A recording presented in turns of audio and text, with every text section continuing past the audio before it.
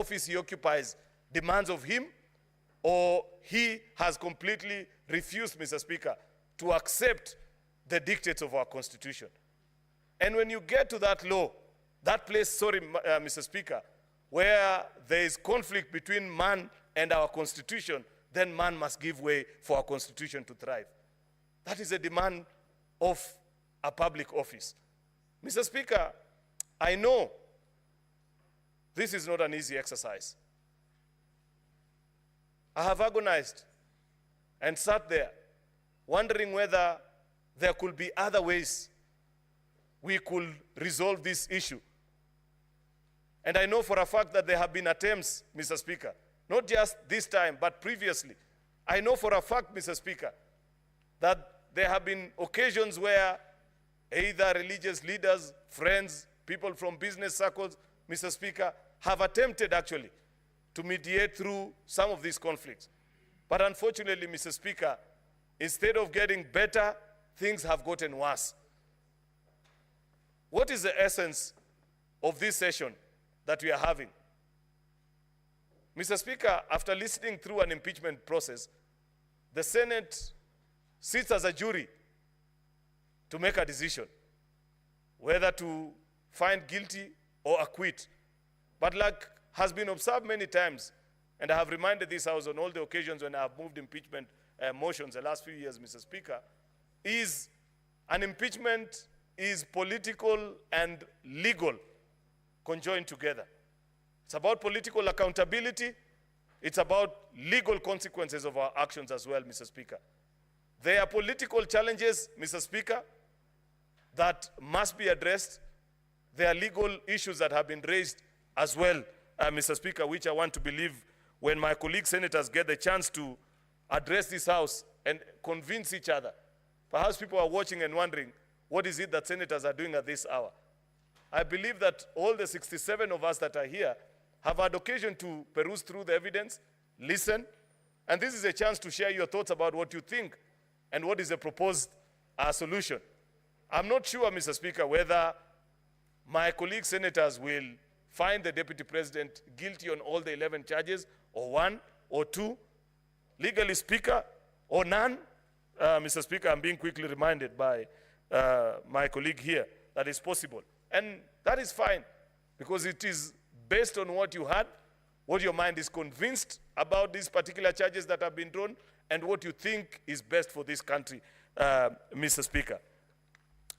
I don't intend to be long, because I know, Mr. Speaker, we have agreed that we will do this not for a very long time. And I know there's so many of my colleagues that want to speak on this particular issue. But there are about 2 or 3 charges that I want to just focus my thoughts on, Mr. Speaker, and perhaps leave the rest to hear, to be convinced this way or the other by what my colleagues will pick. There is, Mr. Speaker, charge number 8, serious reasons to believe that His Excellency the Deputy President has committed crimes by continuously misleading members of the public through false, malicious, divisive, and insightful remarks that are contrary to the provisions of Section 132 of the Penal Code and Section 29 of the Leadership and Integrity Act. We have institutions that are charged with the responsibility of making sure that we are a cohesive society, Mr. Speaker. By statute, actually, after the 2010 Constitution, we set up the National Cohesion and Integration Commission.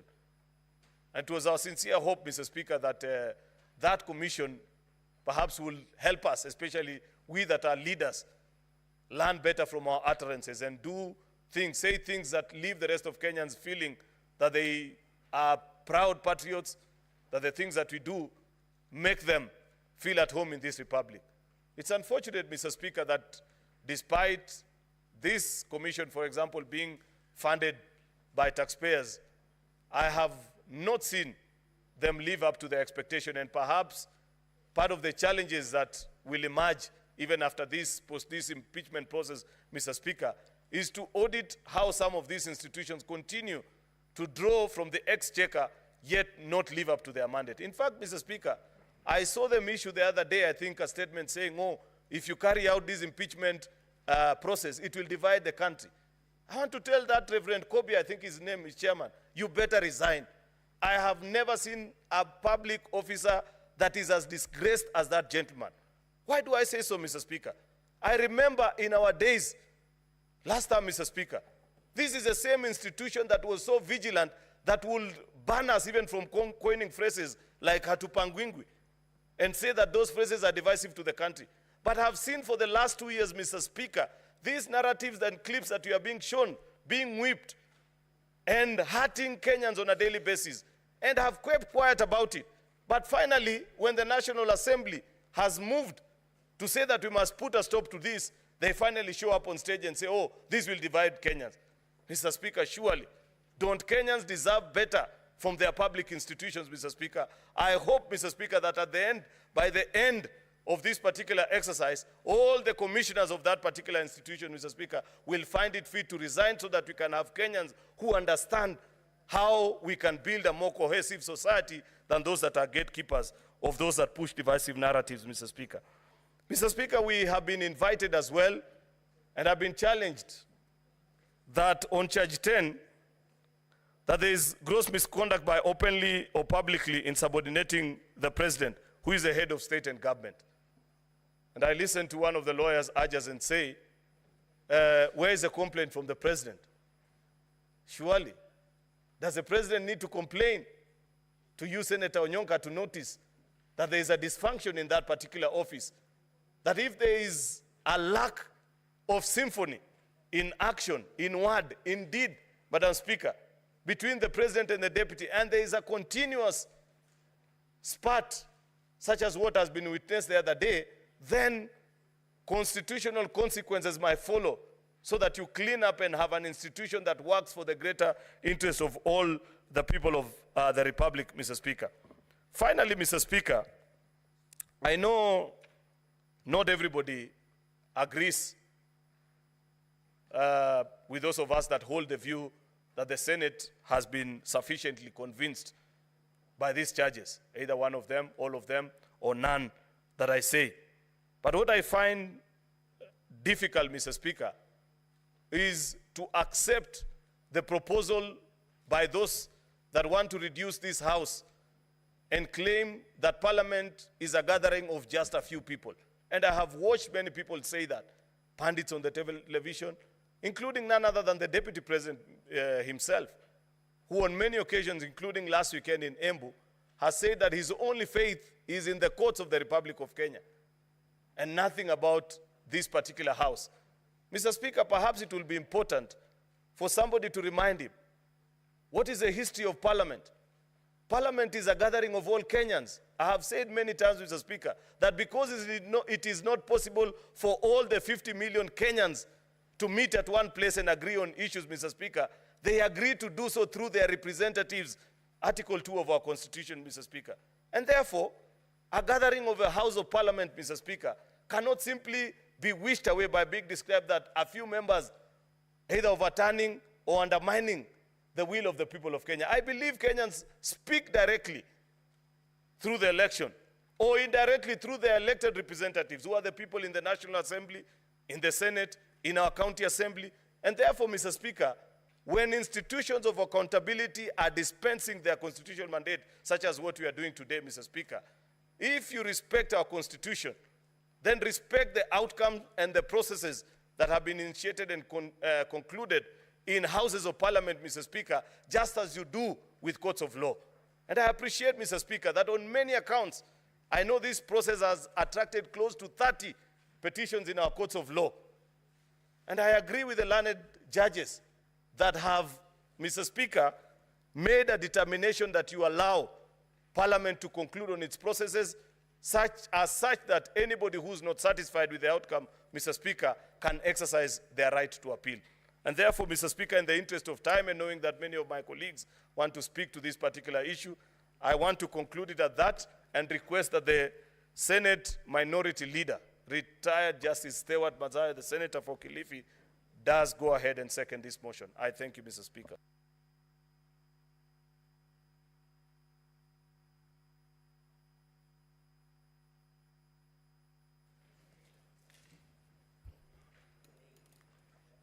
Asante Bwana Spika.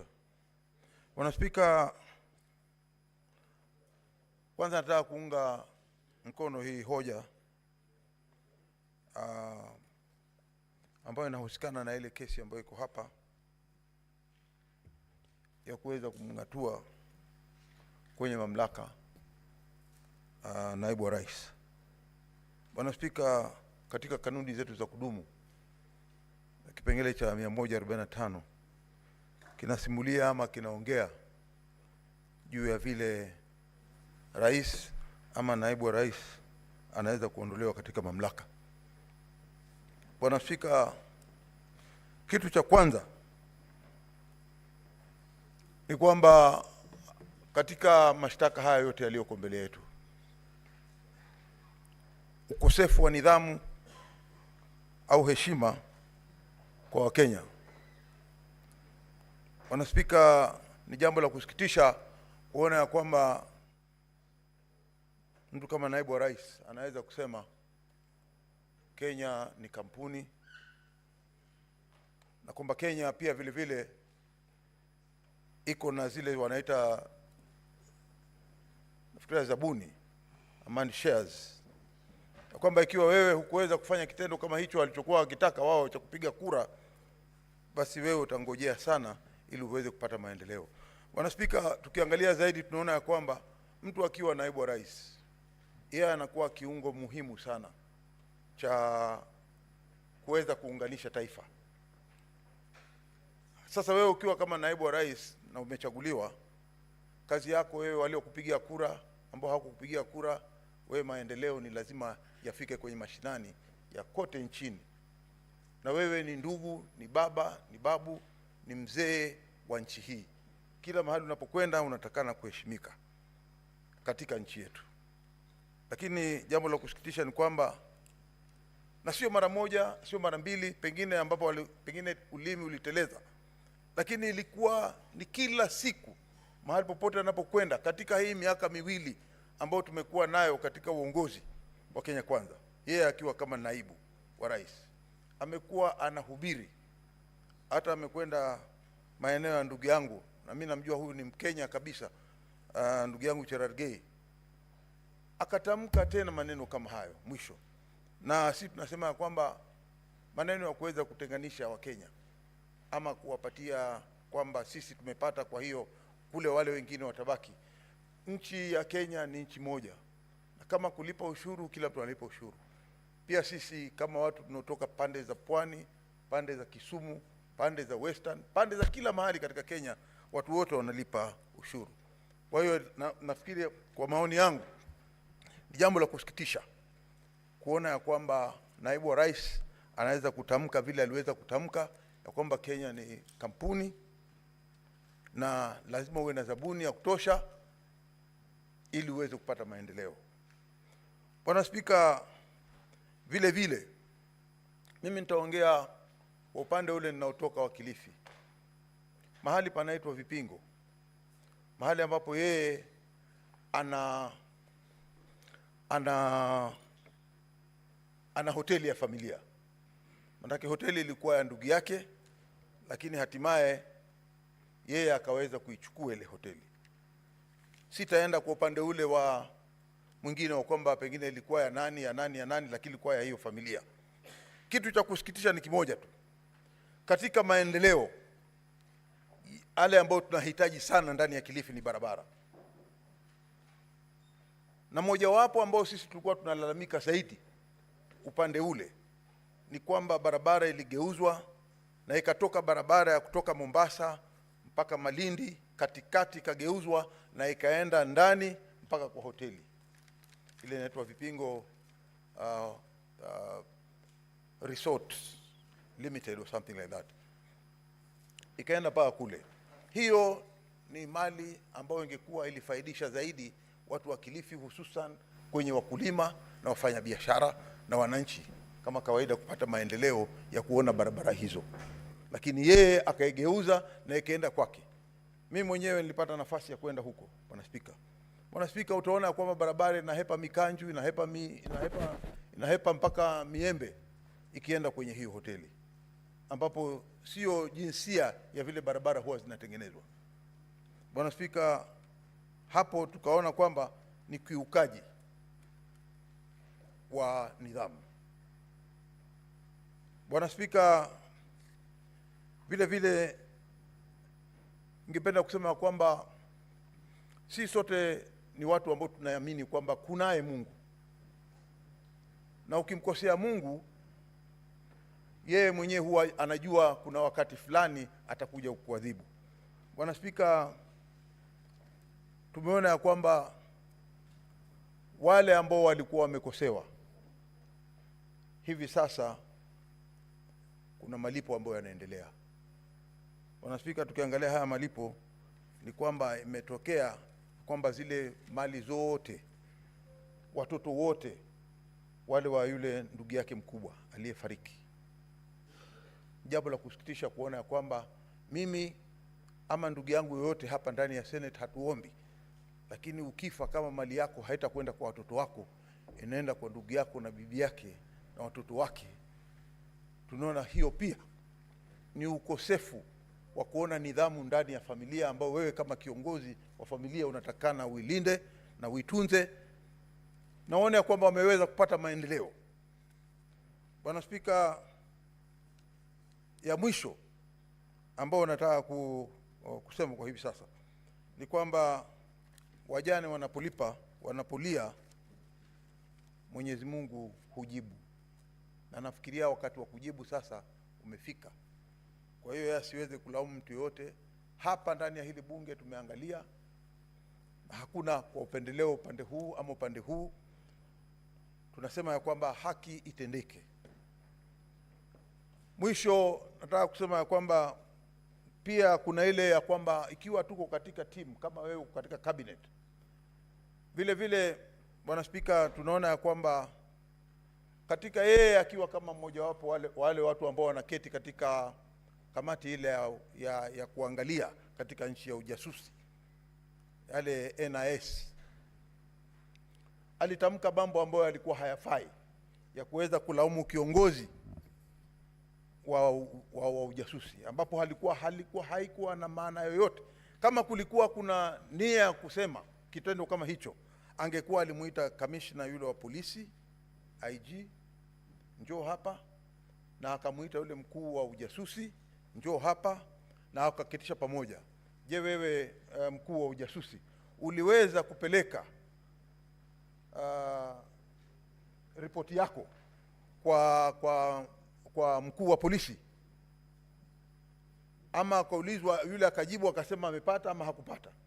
Lakini kwenda kwa mkutano wa hadhara na kuanza kusema mtu fulani hafanyi kazi ndani ya ofisi yake, hilo lilikuwa ni kosa kubwa sana, na ambalo huwezi kuficha siri ya yale yanayotendeka katika ujasusi, katika ile kazi zao za ujasusi. Bwana Spika, kwa vile mimi ninaona njia ambayo ameelekea na kazi zake hakuweza kuelekea kisawasawa, na mimi kwa maoni yangu, na najua ndio maoni ya wengi, nimeonelea kwamba hapa sababu hizi ambazo zililetwa ya kwamba aliweza kukosea utendakazi wake aondolewe katika mamlaka. Naunga hoja hii. Asante Bwana Spika.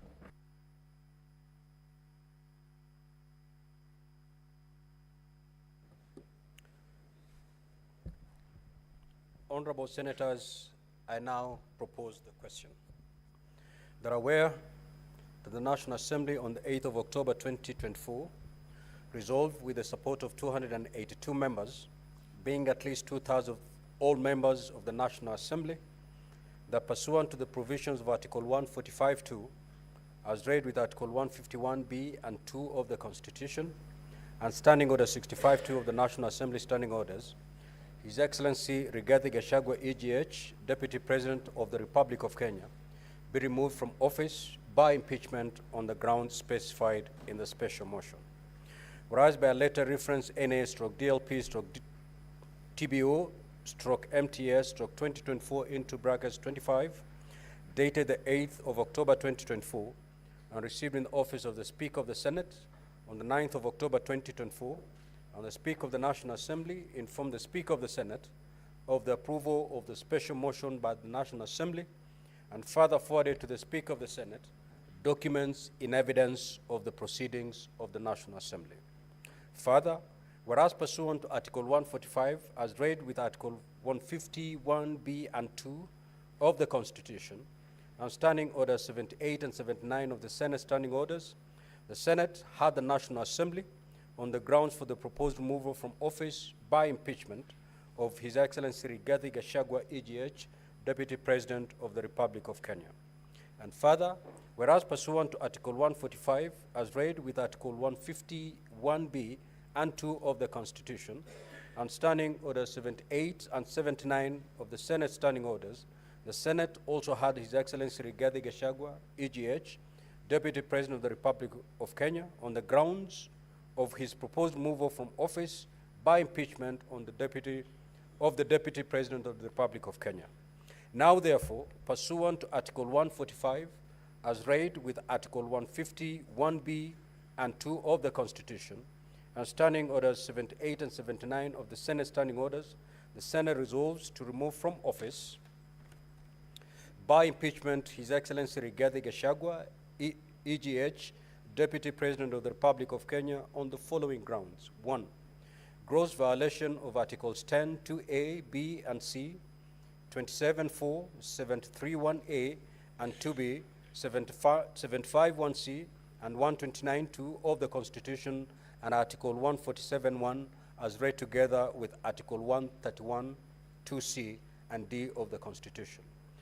2. Gross violation of Articles 147.1 and 152.1 of the Constitution by undermining the President and the Cabinet and the effective discharge of the national government's executive mandates. 3. Gross violation of Articles 6.2, 10, 2A, 174, 186.1, 189.1, and the fourth schedule to the Constitution by undermining devolution. Gross violation of Article 60, 161 of the Constitution of the institutional and decisional independence of judges. 5. Gross violation of Articles 3.1 and 148.5A of the Constitution on the fidelity to the oath of office and allegiance. Number 6. Serious reasons to believe that His Excellency the Deputy President has committed crimes under Sections 13.1A and 62 of the National Cohesion and Integration Act. Number 7. Serious reason to believe that His Excellency the Deputy President has committed gross economic crimes under Section 45.1, 46, 47A, 3, and 48.1 of the Anti-Corruption and Economic Crimes Act, and Sections 2, 3, 4, and 7 of the Proceeds of Crime and Anti-Money Laundering Act. Number 8, serious reason to believe that His Excellency the Deputy President has committed crimes by continuously misleading members of the public through false, malicious, divisive, and insightful remarks that are contrary to the provisions of Section 132 of the Penal Code and Section 29 of the Leadership and Integrity Act. Number 9, gross misconduct that is incompatible with the high calling and dignified status of the office of the Deputy President and a member of the Cabinet and the National Security Council. His Excellency the Deputy President has publicly attacked and undermined the work of the National Security Intelligence Service and its officers. Number 10, gross misconduct by openly or publicly insubordinating the President, who is the head of state and government. And number 11, gross misconduct by persistently bullying state and public officers. Now, honorable senators, the floor is open to debate. The Honorable Senator Fernandi, Senator Samson Cheranke. As we have already agreed, you have a maximum of 5 minutes. You need not take the maximum 5 minutes. Thank you, Mr. Speaker. I want to say from the onset, this is very momentous. This is the true test of Constitution 2010, because in history we are used to impeaching governors, not the Deputy President, Mr. Speaker, sir. On this process that has ongoing, Mr. Speaker, although as I begin, I want to wish my brother and friend Rigathi Gachagua a quick recovery after that unfortunate incident. Mr. Speaker, the process largely has gone on well until the adherence of Article 50, Mr. Speaker, where we have not succeeded in giving fair hearing to the to Deputy President, Mr. Speaker. The reading of Article 145, and I want to bring to the attention, 4, does not specify the timeline on which the Deputy President removal can be listened. It is only by the special committee that it provides for 10 days. So, Mr. Speaker, that was very unfortunate, Mr. Speaker, in the principle that justice should not only be done, but to be seen to be done, Mr. Speaker. Many Kenyans are asking questions, Mr. Speaker, what really happened? Number 3, Mr. Speaker, in observation, we didn't even allow state officers, a full-time governor, Mr. Speaker, to participate. This matter was decided in Constitutional Petition 204 of 2019, where state officers were barred by Justice Eric Ogola, Mr. Speaker. When you look at the issues, Mr. Speaker, because of limitation of time, on various grounds, like, for example, on the grounds for renovation of the office of the Deputy President, the funds were appropriated by the National Assembly. Yet the same National Assembly is accusing the Deputy President, who is not even an accountant. The accountant is a different person, Mr. Speaker. Or even on the KEMSA issue, on the bully, in the grounds that they have been set, Mr. Speaker, they are saying that the Deputy President bullied KEMSA, Mr. Speaker, but there is no proof that that tender was awarded to the specified companies that were provided, Mr. Speaker. On even the aspect of devolution, the chairperson of intergovernmental IBEC is the Deputy President of the Republic of Kenya, Mr. Speaker.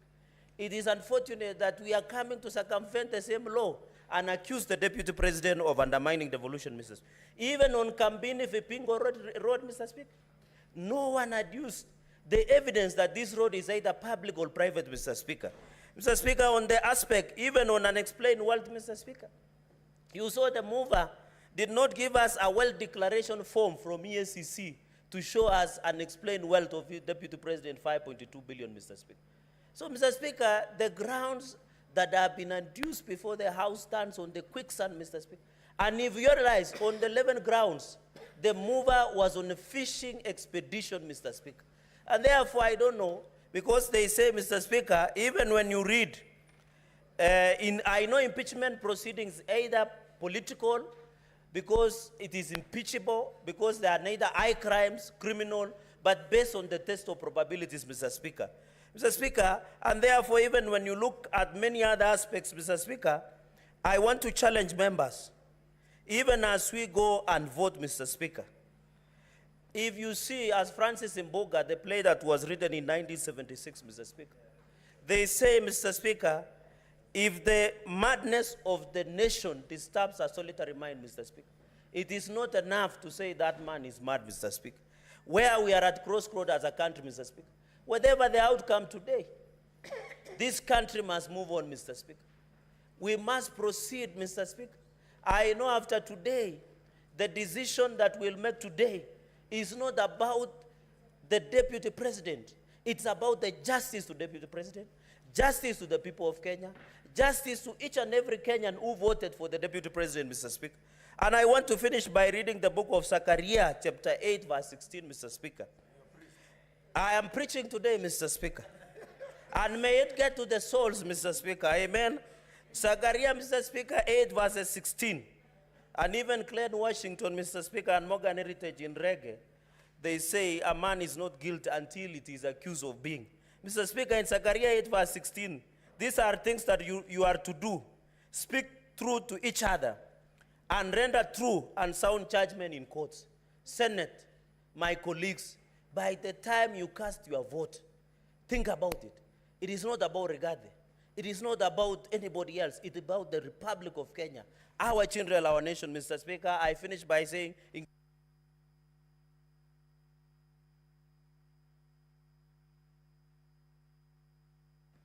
Senator Enoch.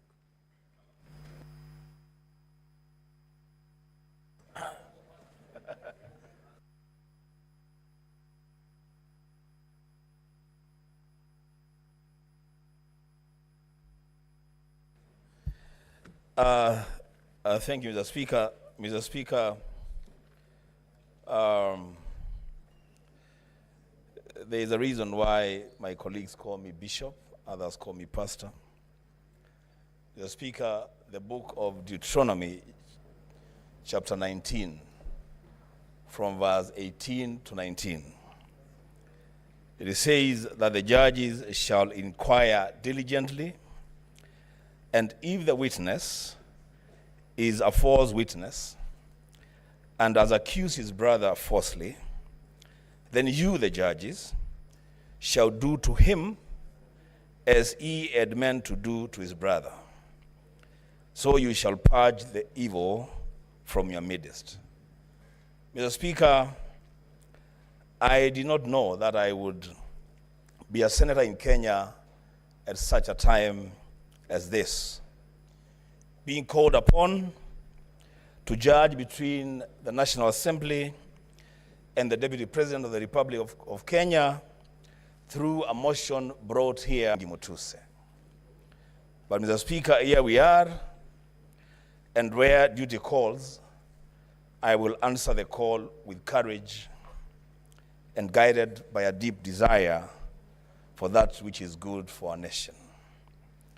Mr. Speaker, I would have expected that the crumbling relationships within the Kenya Kwanza administration would perhaps have been handled within their PG or their NEC and resolved there.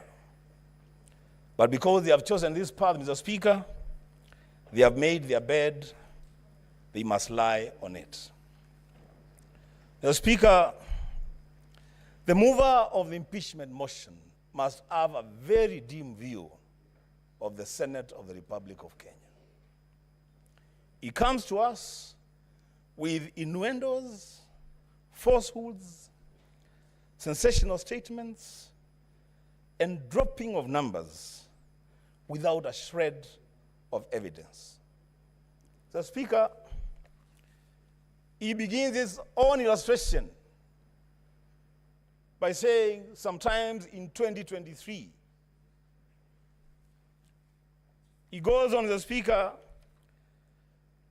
to speak about at another forum in September 2024. Mr. Speaker, we are debating an impeachment motion of the Deputy President of the Republic of Kenya. The least that these judges would have expected, the least that this country would have expected, is due diligence on the mover of the motion. Getting every event and every date right. In fact, going down to the minute, to the second. This is a serious issue, Mr. Speaker. But Mr. Speaker, because of time, I will say two things. One, let it be known to this House and to this country that those of us who subscribe to the ideals of the Azimio One Kenya Alliance are totally and grossly opposed to the idea of a government of shareholding. We don't subscribe to that idea. We believe in an all-inclusive government where every person and every region have their space in this country. But Mr. Speaker, when that matter was presented to us as an accusation, as a ground for impeachment of the Deputy President, during cross-examination and going through the evidence table before the Senate, it is clear to this House, it is clear to this country, that the idea of a government of shareholders is a foundational policy of the Kenya Kwanza administration. The signature for that policy is appended by none other than the party leader of that coalition, the President of the Republic of Kenya, the Speaker of the National Assembly, the Chief Cabinet Secretary, and Mr. Speaker, I would dare say, don't drag the Speaker of the Senate to this because he's not part of this. Mr. Speaker, you cannot punish the Deputy President, the principal assistant to the President, for undertaking the role of being the assistant to the president. He is just expounding on a policy that his boss has signed and made public. The Speaker, oh my goodness. The Speaker, lastly, if you allow me,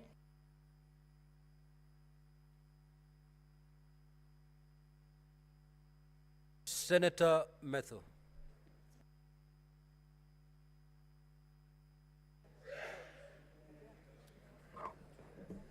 Thank you very much, Honorable Speaker. From the onset, allow me to say that I rise to oppose the motion of the removal by way of impeachment of the Deputy President of the Republic of Kenya. And Honorable Speaker, for the last 2 days, today and yesterday, we have been treated to a charade of allegations, accusations, which, in my opinion, have not been substantiated either by the mover of the motion, the Honorable Mwengi Mutuse, or the advocates who he came with, or the advocates that are on record for the National Assembly. And Honorable Speaker, I am actually quite surprised that one of the advocates who appeared to represent the National Assembly tells us that the Honorable Mwengi Mutuse, his was only to allege. This is not a trial. He didn't have to substantiate. He only needed to allege, and out of the allegation, then it should be carried, and we need to remove Honorable Deputy President from office. Honorable Speaker, looking at the evidence that the Honorable Mwengi Mutuse put in his motion, and the cross-examination that was here, the evidence that he brought to the House, he had 22 companies that he had listed.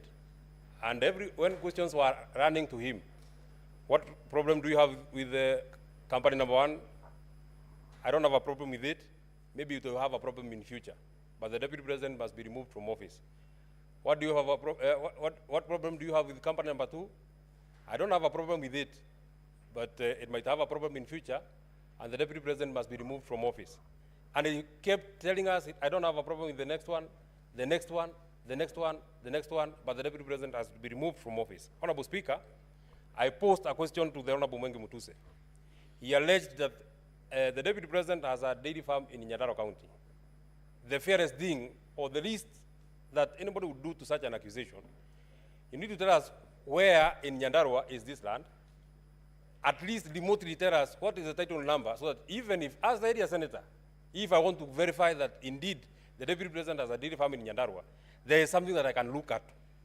Honorable Speaker, he said, I don't know, but the Deputy President has to be removed because it is time to remove the Deputy President. On the question about Meru, where is the title number? I don't have it, but the Deputy President has to be removed from office. His wealth is 5.2 billion. Have you done a valuation? I don't have a valuation. I don't have a valuation. I don't mind. The Deputy President has to be removed from office. There is no evidence that I have in record. I don't mind. The other funnier question that we had, Honorable Speaker, is that the Deputy President has an allegation of insubordination. And the insubordination can only be sanctioned by the immediate supervisor of the Deputy President. The immediate supervisor of the Deputy President is the President. Is there any affidavit that the President has complained that there has been insubordination by his own deputy? Nothing. But the only thing that I would want to hold on to, this particular allegation of the Deputy President having been alleged to have insubordinated his immediate supervisor. Since this motion of impeachment started, we have not had any comment from the President, either saying what has been alleged by Honorable Mwengi Mutuse is true or not true. So I want to believe that beyond the owner of the motion of the Honorable Mwengi Mutuse, the President is the bigger owner, because he has not denied that this is there has been an insubordination. And my comment would be this: this divorce that the President is looking for, you shall get it, but it will be painful, it will be hurtful, it will be catastrophic, it will have casualties. At the final vote that will be casted today, we might be the first casualties. But the casualties of today are not necessarily the casualties of tomorrow.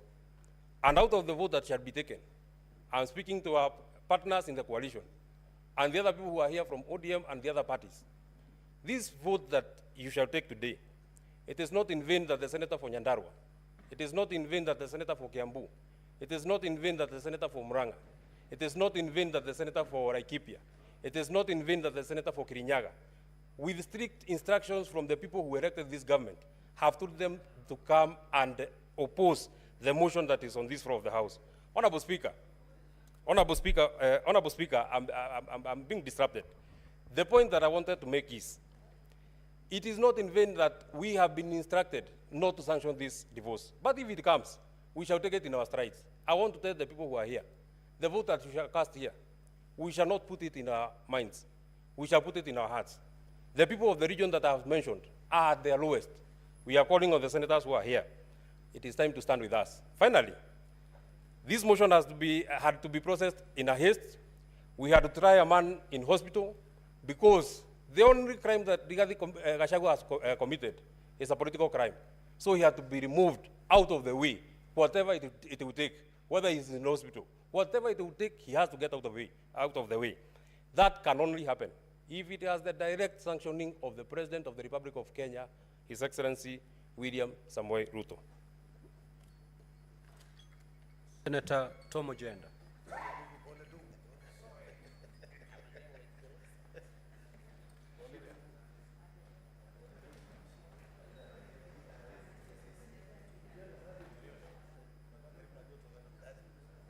Honorable Speaker, it is with a heavy heart that I stand in Senate today to comment on the motion and the 11 charges that have been preferred against the Deputy President, His Excellency Rigathi Gachagua. During today's session, when the advocate for the Deputy President made a presentation, I posed a question to the advocate. And the question, Mr. Speaker, sir, related to the share question which informs count one.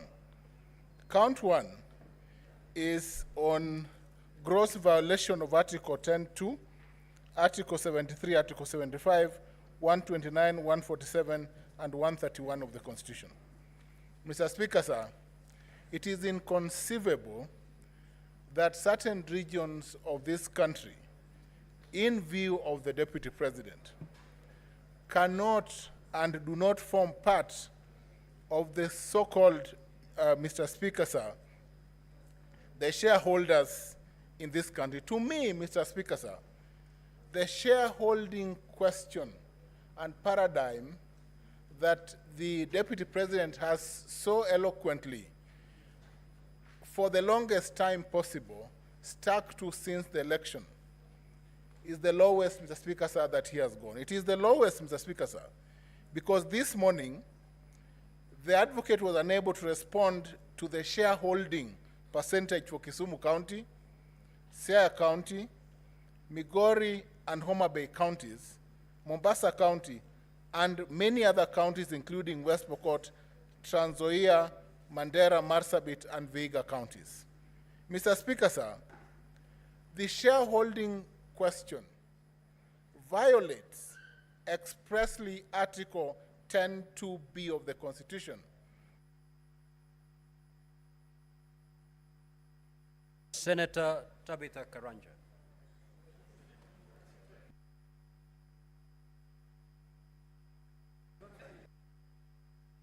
You have 2 more minutes. It's a system for. Mr. Speaker, I thought that was rigging. I thought that was rigging. But Mr. Speaker, sir, may I move to just conclude, to move?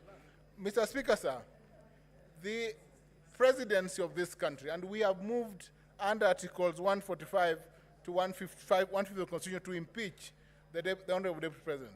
The embodiment of the role of the President at Article 131 of the Constitution, Mr. Speaker, sir, the President is the embodiment of this country. He represents this country, and therefore, Mr. Speaker, sir, any coalition agreements of any nature must crumble in the face of Article 131 upon election.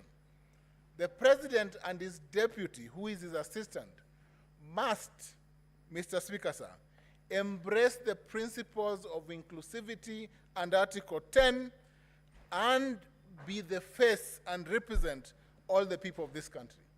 Submissions made by counsels for the National Assembly, to the effect, Mr. Speaker, sir, that any instrument, be it a political agreement deposited with the registrar, Mr. Speaker, sir, that violates this principle of necessity, Mr. Speaker, sir, are unconstitutional.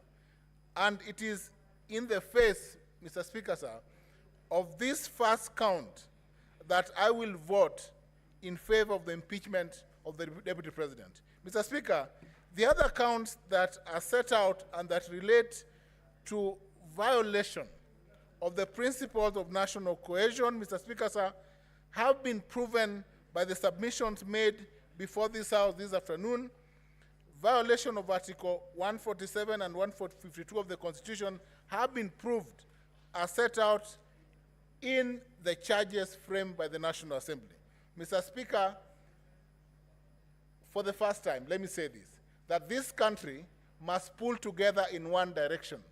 And that direction, if the President, Mr. Speaker, sir, and the Deputy cannot work together, then the interests of this nation cannot be safeguarded by allowing the Deputy President to continue being in office if his ideals are clearly in contravention or oppose the ideals that are held by the President of this country. We must support His Excellency President Ruto to run this country in a coordinated manner that Mr. Speaker, sir, brings together all the citizens of this country in a manner that coalesces all the 45. Senator Tabitha Karanja.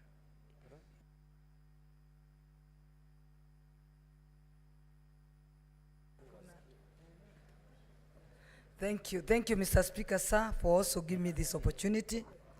And I want to take this opportunity and convey my pole to the Deputy President, and we wish him a quick recovery. The impeachment process is always very tedious and very tiring. Going through what His Excellency, the Deputy President, has gone through is not anything that you'd wish your relative or yourself to go through. So we tell him pole, and we wish him a quick recovery.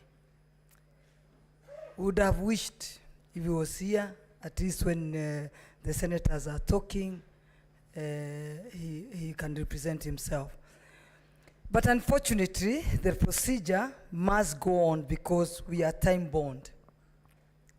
This leadership, we must make decisions for the people of Kenya. As myself, Tabitha Karanja, the Senator of Nakuru County, I pray to God to give me wisdom to make the right decision for my people. I represent a county that is a home for 42 tribes.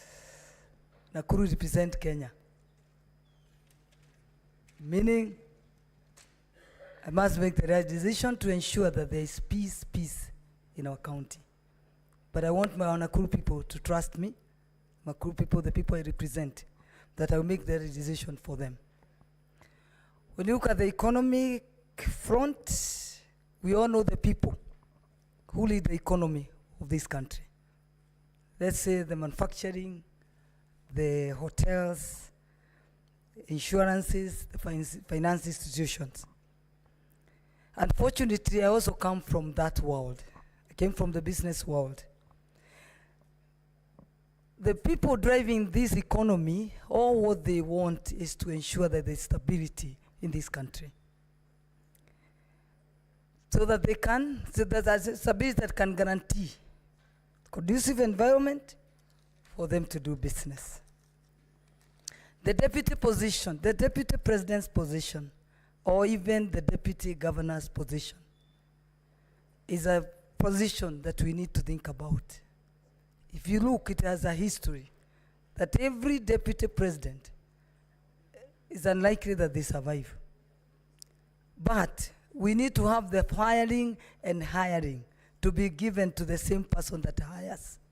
Rather than having those people bringing, after firing, they want to fire, they bring them to the floor of the Senate. I wish we can go back to the Moi regime, where they used to be sacked and nothing changes. You are hired as another one tomorrow, the following morning. Fortunately, the political formation in this country have representation from different communities. I know we are always asking where we are, but when the boss says he doesn't want the person that is hired, a manager, it is very, very hard to say that you can save that person, because even if you save him, where is he going to work? He may even find the offices are locked. So I think he make the right decision to ensure that this country moves, because all what we are looking for is stability of this country. And I know when I'm in this floor, if we're unlikely that we don't save the deputy president of the Republic of Kenya, the one we have, that deputy president came from one community. I just pray that that position will be returned to the same community. Thank you, Mr. Speaker, sir. Asante. Senator Okoit Omtata.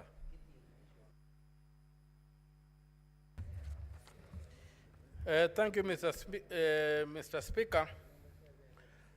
I stand here not to defend a good man. It's not important whether His Excellency the DP is a good man or a bad man. I stand here to defend the oath of office that I took to defend the Constitution of Kenya. And that includes giving the devil his due. When the people of Kenya, during public participation, were screaming Kufa Makanga, Kufa Ndereba, they were opposing selective prosecution. They said if Parliament has held people accountable, it should not be selective. And I stand here to look at whether this House has complied with the Constitution. Article 150, Clause 2, on the removal of the Deputy President. The grounds for impeachment are set out in Article 145. And pursuant to Article 145, it is purely a political process, but bound by law, especially Article 25, Clause C, which requires that somebody is given a fair hearing.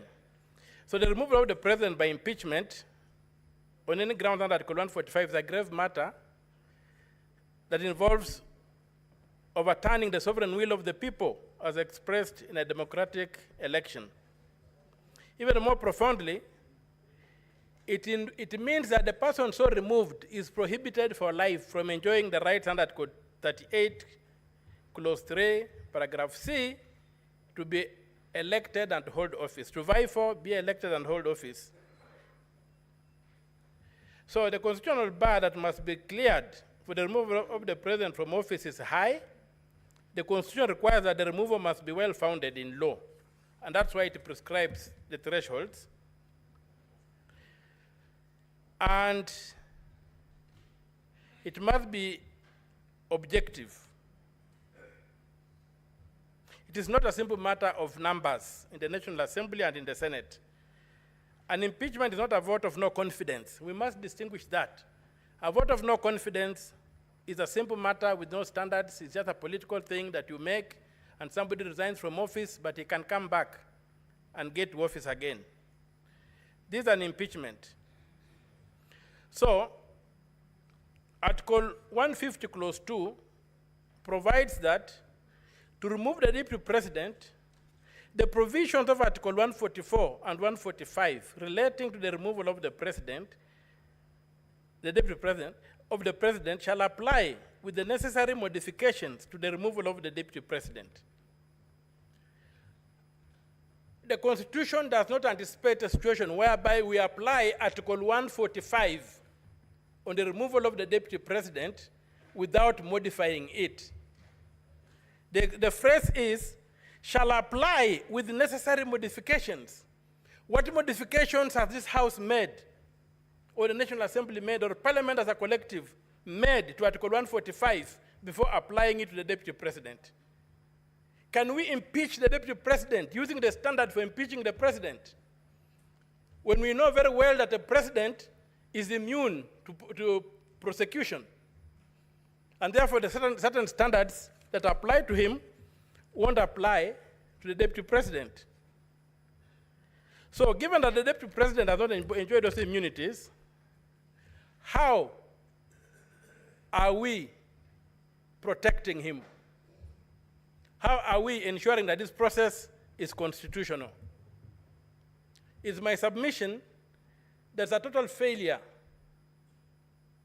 on Parliament to have proceeded to impeach the Deputy President without making the necessary modifications to Article 145. And you have seen the potholes we have fallen into. It's okay for the President because the President is immune from judicial processes. But is it okay that the Deputy President should be prosecuted using the same standard used for the President? And in the drafters of the Constitution, Senator Ali Roba. Thank you very much, Mr. Speaker. I'd like to time so that I don't lose my apologies. Thank you very much, Mr. Speaker. Yesterday, the Council for the Deputy President had really spent a lot of time in trying to bring out non-issues, leaving out the critical substance of the case against the Deputy President. And as I was seated here, I was honestly hoping I'll get an opportunity to get some clarification from the Deputy President. And unfortunately, that never happened. But since we are here and the public are watching, there are issues that need to be responded to. On the issue of serious allegation that is to do with the proceeds of crime and anti-money laundering, in the affidavit of the President, the Deputy President himself acknowledged that Christo Company belongs to him. And he also further acknowledged that he has transferred Christo Company to his sons. And he went further to acknowledge in his own sworn affidavit that he has borrowed 600 million shilling in order to purchase Outspan Hotel from Abadeas. But in the evidence that is filed, that is before us, he only provided a letter of offer from a bank and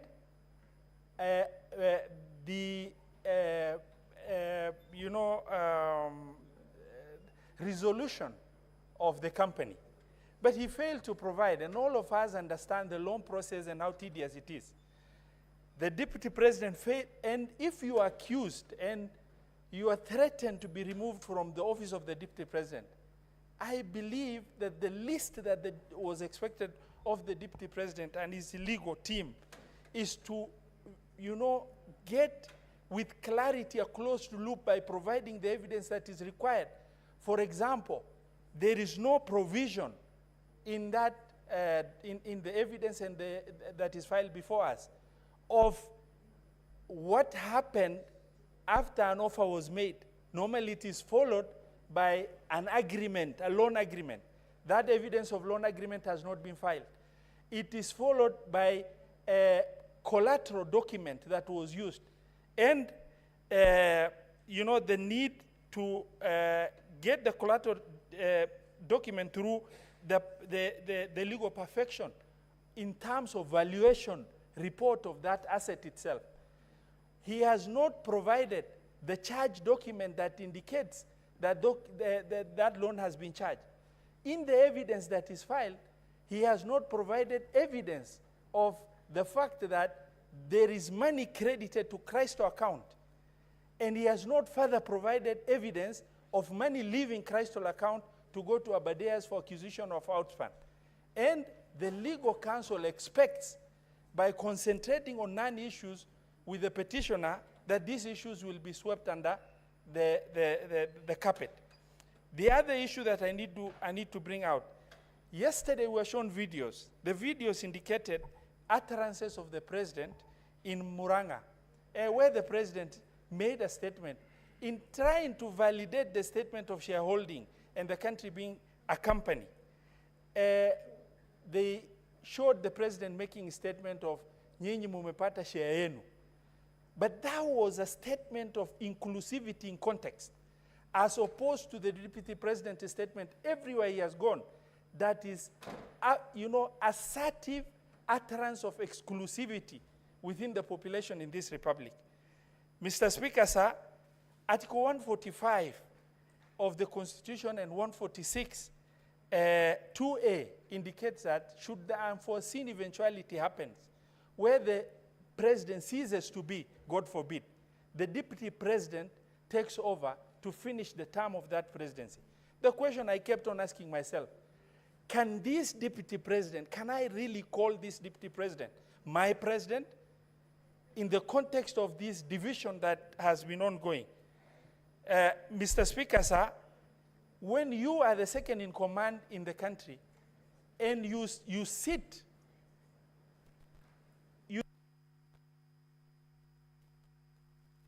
Senator Karungo. Senator Karungo? No, I want to speak from the floor.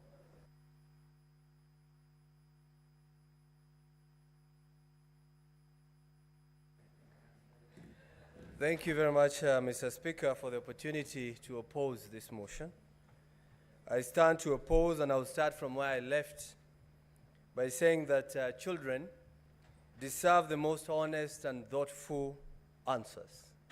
And allow me, when I give my point, to talk to my children and the children of patriots of this country, Mr. Speaker. Mr. Speaker, cutting off the neck does not cure headache, Mr. Speaker.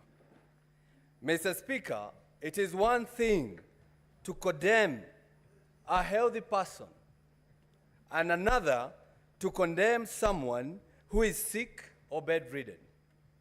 Today, we were told the Deputy President fell ill, and he requested for time for us to give him an opportunity so that we can hear him.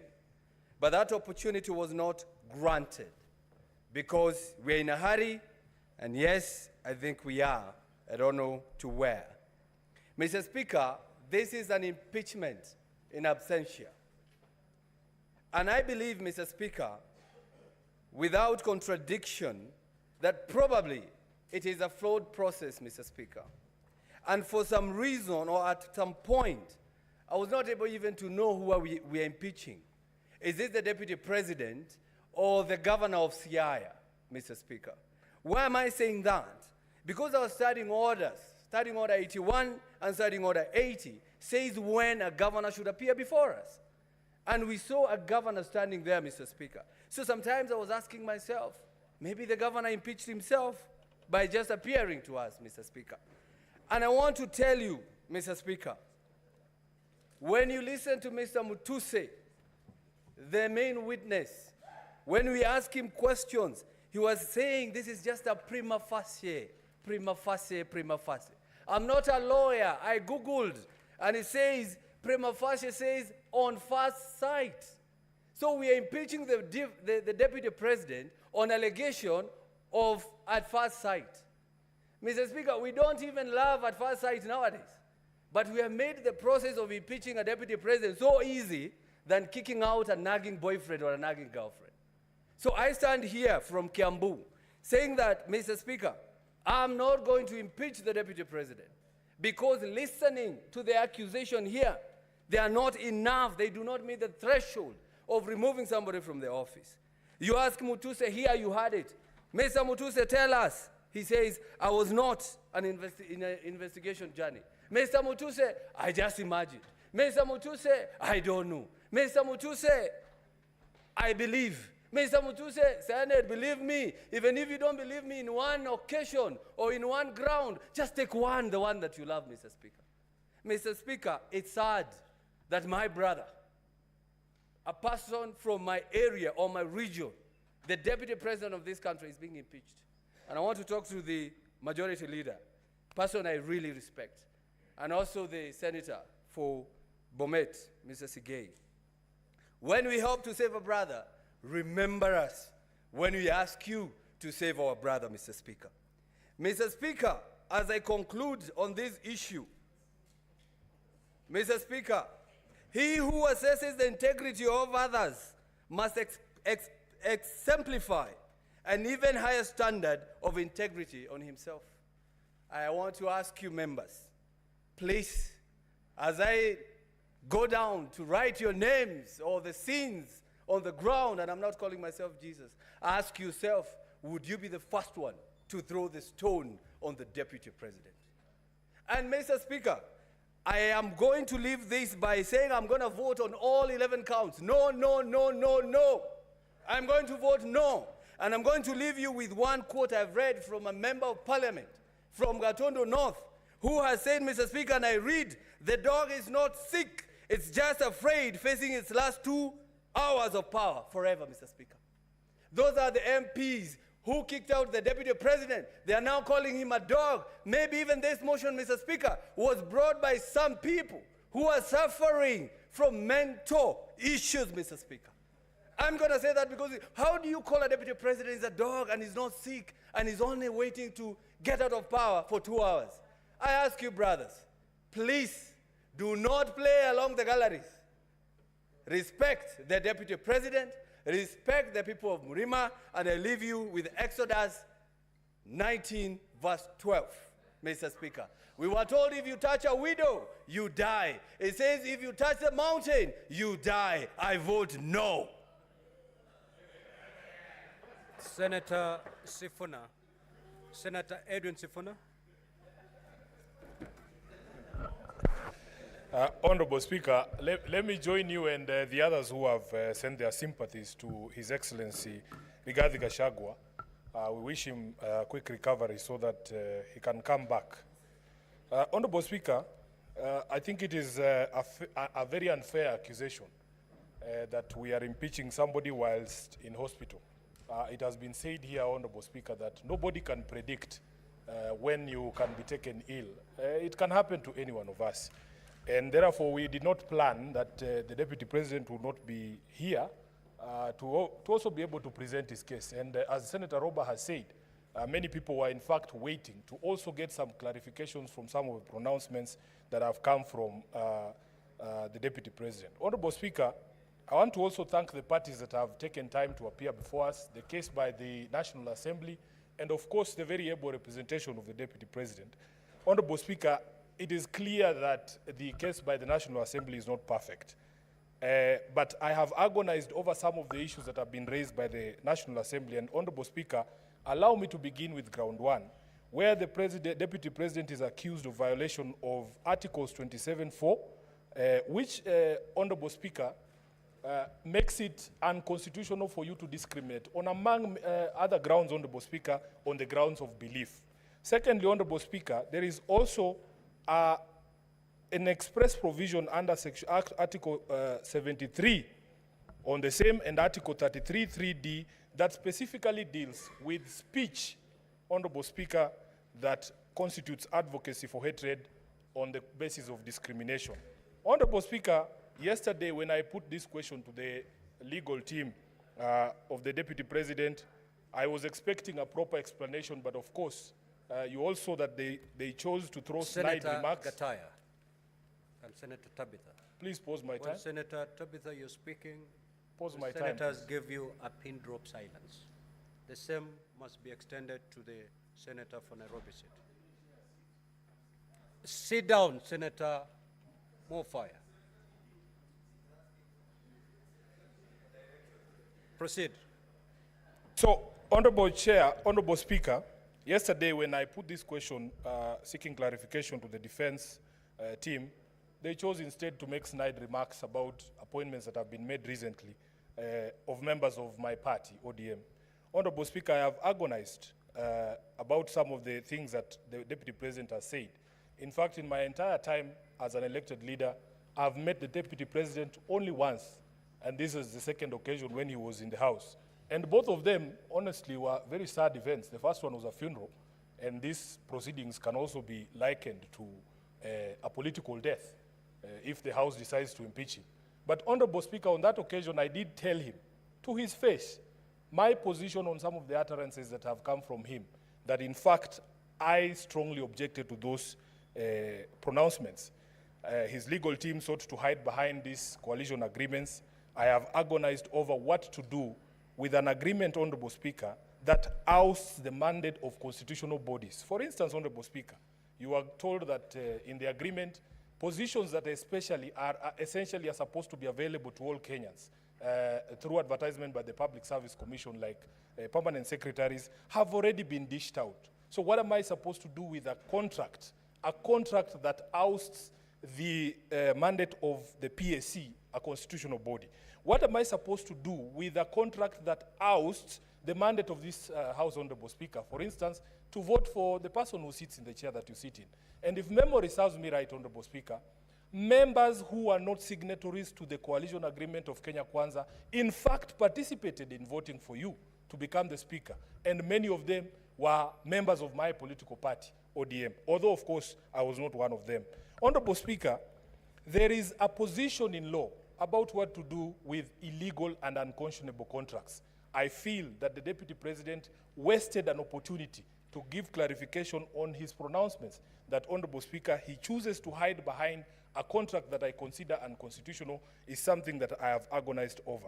Honorable Speaker, one of the questions that was posed to him is what, I remember a discussion about which is what are the strongholds of ANC and Ford Kenya. And somebody said that it is Western Kenya. Honorable Speaker, as SG of ODM, I know for a fact that Busia County is an ODM county. In fact, if you look at the statistics at the Register of Political Parties, the county with the highest membership in ODM is not Homa Bay or Siaya. It is actually Busia County. So the question I'm being asked by my members from Busia is, Honorable Speaker, if a member of ODM who resides in Busia wanted to be a permanent secretary, does he take his application to the local Ford Kenya office so that he can access the 30% for Western Kenya? And that is the agony, Honorable Speaker, that people are going through. Honorable Speaker, there was also the conversation around the public attacks on a judge. As a lawyer, as an advocate of the High Court, sworn to defend the Constitution, I agonize over what I'm supposed to do with public attacks on judicial officers, Honorable Speaker, people that I appear before seeking justice for my clients. Honorable Speaker, we have a discussion around also attacks on intelligence institutions in our country and the Director General of the Intelligence. Honorable Speaker, it was argued here that in fact, as a member of the National Security Council, the Deputy Speaker has a forum, the Deputy President has a forum to bring up. Senator Karen Nyamu.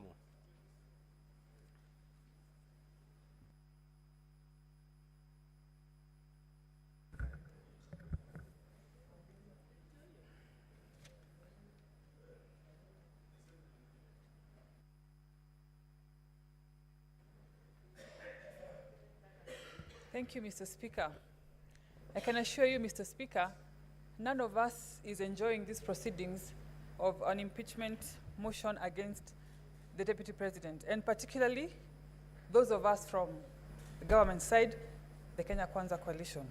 And for obvious reasons, Mr. Speaker, because he has been our leader, we have been in the trenches with him, fighting for this government, and so it has come to this, and I can assure you we are not particularly very excited about it.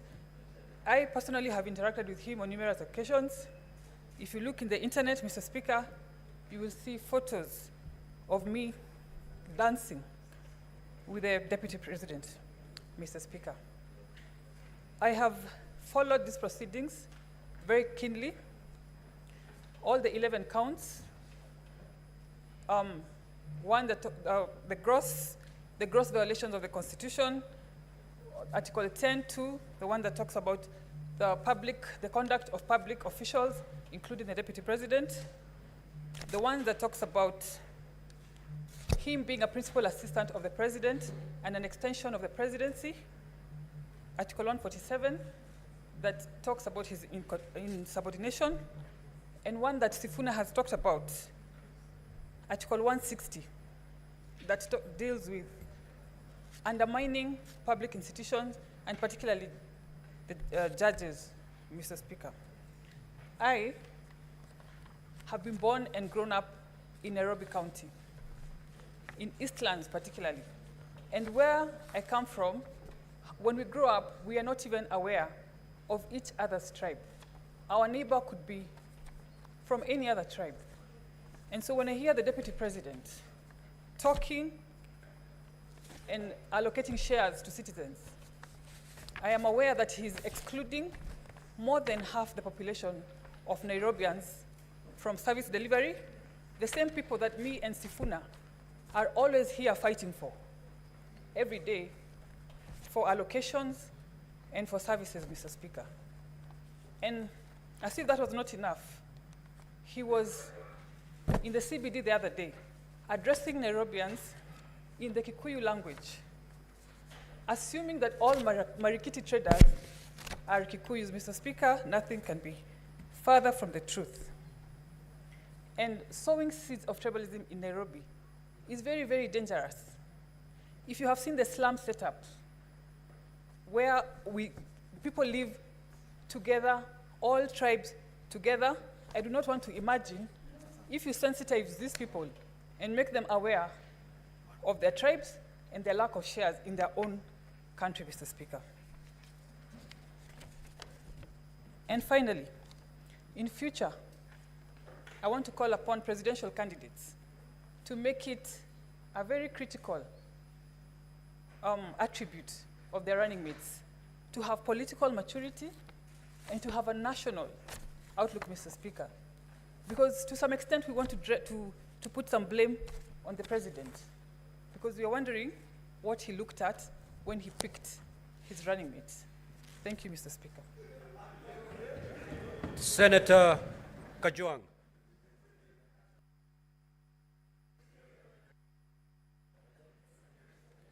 Mr. Speaker, as I make my comments on this motion, I'd like to wish the Deputy President of the Republic of Kenya, Rigathi Gachagua, quick recovery. He is still the President of the Republic of Kenya as at 9:19 p.m. on the 17th of October until any decision is made. He's still the Deputy President of the Republic of Kenya. We pray that God gives him the strength and God gives him good health to continue pursuing that responsibility. Mr. Speaker, the Council for County Assembly began his opening statement and his National Assembly, that is the Venerable James Orengo, with a quote from Scripture. Mr. Speaker, allow me also to go to Scripture. And this time I will go to the book of John.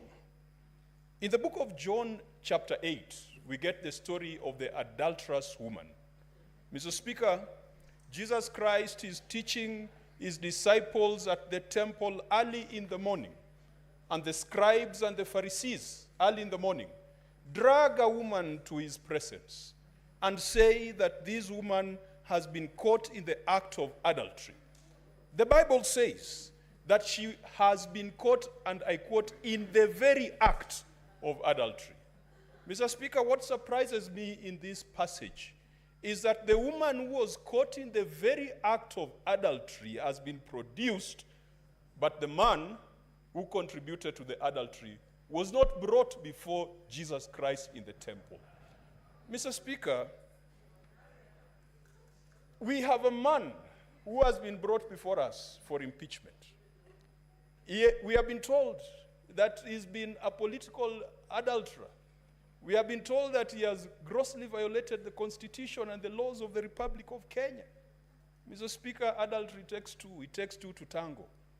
Like that woman in the book of John, I don't know whether they went for the men who cajoled her, who seduced her, who connived with her, and who paid her for the act of adultery. Mr. Speaker, in this Republic of Kenya, we must drain the swamp of adultery. And today, just like back in the days when the law of Moses required that a woman who had been convicted or accused of adultery ought to be stoned to death, unfortunately, Mr. Speaker, it looks like the same punishment was not prescribed for men. It was just for women to be stoned to death, and yet it takes a man for a woman to commit adultery. Tonight, because the Constitution of the Republic of Kenya is just like the law of Moses. It says if you are found guilty of political adultery, you should be stoned to political death. It is called impeachment. You are sent into political purgatory for 10 years. You cannot run for office. Mr. Speaker, we must deal with the law as is. The law as is requires us that the woman or the man accused of adultery must be stoned to death in this chamber. That is the law as it is. But, Mr. Speaker, we must make sure that we bring those other men and women who commit and who encourage people to go into adultery so that they also face the same sentence and they also face the same judgment. Mr. Speaker, I am convinced that political adultery has been committed in the case before us. There has been a conversation about a dubious shareholding structure of the Republic of Kenya. If the Republic of Kenya was a corporation, as we have been told, or if it was a political party, then we would have 56 million equal shareholders from Moyale to Vanga, from Nyatike to Nyandiwa, from Bumala to Malaba. Mr. Speaker, it cannot be restricted to a geographical entity called a mountain. Mr. Speaker, I am convinced that political adultery has been committed in the intimidation and threats to judicial officers. I am convinced that political adultery has been committed in public attacks on our intelligence service. Mr. Speaker, where I come from, if you find your father naked, you don't proclaim his nakedness, you cover him. And we cannot then proclaim the nakedness of our intelligence service. Mr. Speaker, I am convinced that the Deputy Speaker has committed political adultery. Sorry, the Deputy President has committed... I am sorry, Deputy Speaker, has committed political adultery. And Mr. Speaker, for... Your time is up. Your time is up, Senator Murango.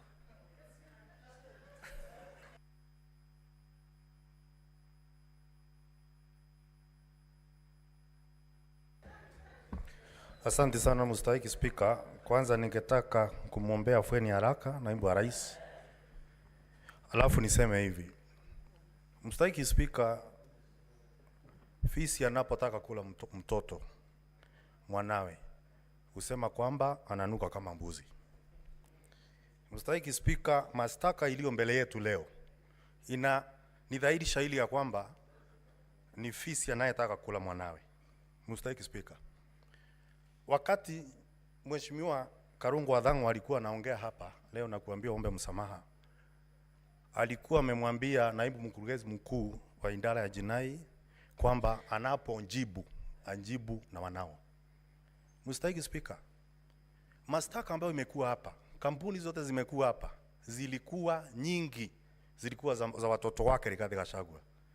Ama kweli chambilecho mkuki kwa nguruwe, kwa binadamu mchungu. Kwa sababu Mstahiki Spika, hakuwezi kuwa na umbaguzi wa wanawe naibu rais, lakini kusiwe wale wengine wanapewa heshima tofauti na hiyo. Mstahiki Spika, mimi nimetoka Kirinyaga na najua mashtaka yote ambayo yako hapo 11. Kuna jambo moja ambalo mpaka ufanye kama utadhirisha mashtaka, na ni ushiriki wa umma ambao tuko na ushahidi mbele yetu. Mstahiki Spika, katika ushiriki wa umma ambao tuko na mbele yetu, isipokuwa picha za maofisi za CDF, alafu na takwimu ambazo zimetoka katika bunge la kitaifa, ambalo wale wote ambao walikuwa wametia sahihi kumondoa naibu ya rais ndio walioongoza katika ushiriki wa umma. Mstahiki Spika, ningeuliza itakuwaje, itawezekanaje mtu ambaye ametia sahihi kumondoa naibu wa rais halafu anaongoza katika ushiriki wa umma? Mbuzi atapata haki wapi katika mahakama ya fisi? Mstahiki Spika. Mstahiki Spika, ningetaka niseme ya kwamba ni rais kuangalia mashtaka na kuyaona kama inafaa. Kwa naibu ya rais ambaye ako hospitali. Najua ya kwamba naweza kuwa nimesimama hapa napoteza kuni nikichemsha mawe. Najua ya hivi.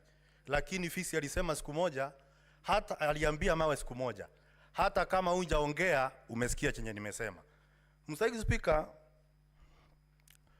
katika mashtaka yaliyo hapa, na sisi tunafaa kuongozwa na ushahidi. Sio riwaya, sio hekaya za mbunwasi, sio fasihi, Mstahiki Spika. Lakini tunazo hapa, Mstahiki Spika, zote ni hekaya za mbunwasi. Hakuna ushahidi wote ambao tumepewa mbele yetu. Lakini siwezi kusimama hapa halafu niweze kumhukumu naibu wa rais. Kwa sababu pia katika kitabu ya Kolosai 3 mstari wa 13 inasema ukihukumu wengine wa hukumu venye wewe utataka kuhukumiwa.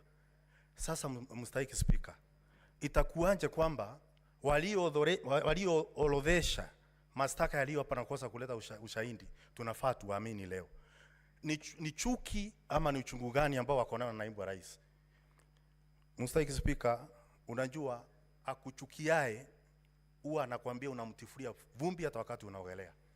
Mstahiki Spika, mahali nilikotoka mimi nataka kitu ya kwanza kufanya ni kuwakilisha watu wangu. Na waliniambia kwamba ushiriki wa umma ambao uko hapa hawakuhusishwa vilivyo.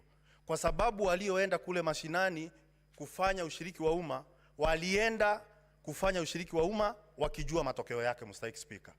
Na kwa hivyo mimi nimeambiwa na watu wangu kutoka Kirinyaga yale mashtaka yote ambayo yamewekwa hapo, na kwa sababu tumekuchagua wewe uende pale utuwakilishe, tafadhali ukienda yote usikumbalie na hata moja. Mstahiki Spika, Mswahili usema lilompata peku na ungo ni lilo. Mstahiki Spika, wewe ni Mswahili, unajua kwamba ungo ni uteo ambao ni mpya. Peku ni uteo, ungo ni uteo ambao ni mpya. Peku ni uteo ambao unapepetea ambao ni mzee. Namwambia siku ya leo maseneta tukimhukumu naibu ya rais yanayompata leo, hata nyinyi mjue siku moja inaweza kuja ikampata. Na ambaye atachukua msumari wa kwanza kumpigilia naibu wa rais, ningeomba kwamba asiwe ni mtu kutoka mlima. Huyu ni ndugu yetu. Na kwa hivyo tunapokuja kumsurubisha katika msarambani, afadhali tuangalie akisurumbiwa, lakini mmoja wetu asichukue nyundo na msumari na nyundo kwenda kumsurumu. Mstahiki Spika, najua ya kwamba kuna wale ambao wanaelekeza vingine visivyo bwana. Mswahili usema usiwe vitatange kuwatosa wengine ndemani. Kama uko na msimamo tayari, usije ukapeleka mwenzako katika huo msimamo wako. Tunafaa kuzingatia ushahidi, tunafaa kuangalia kwa haki, kama maombi yetu ambayo tuko nayo katika seneti kwamba tutaangalia kila kitu kwa haki na uaminifu. Asante sana Mstahiki Spika. Now, honorable senators, we had a consensus to terminate at 9:30. But again, breathe in and out. But again, I'm asking with your consensus if we can push it for another half an hour so that we terminate at 10. Is that okay? You know, honorable senators, we have to vote for 11 counts individually. So we will do an extra half an hour, then we terminate. The Honorable Olekina, Senator.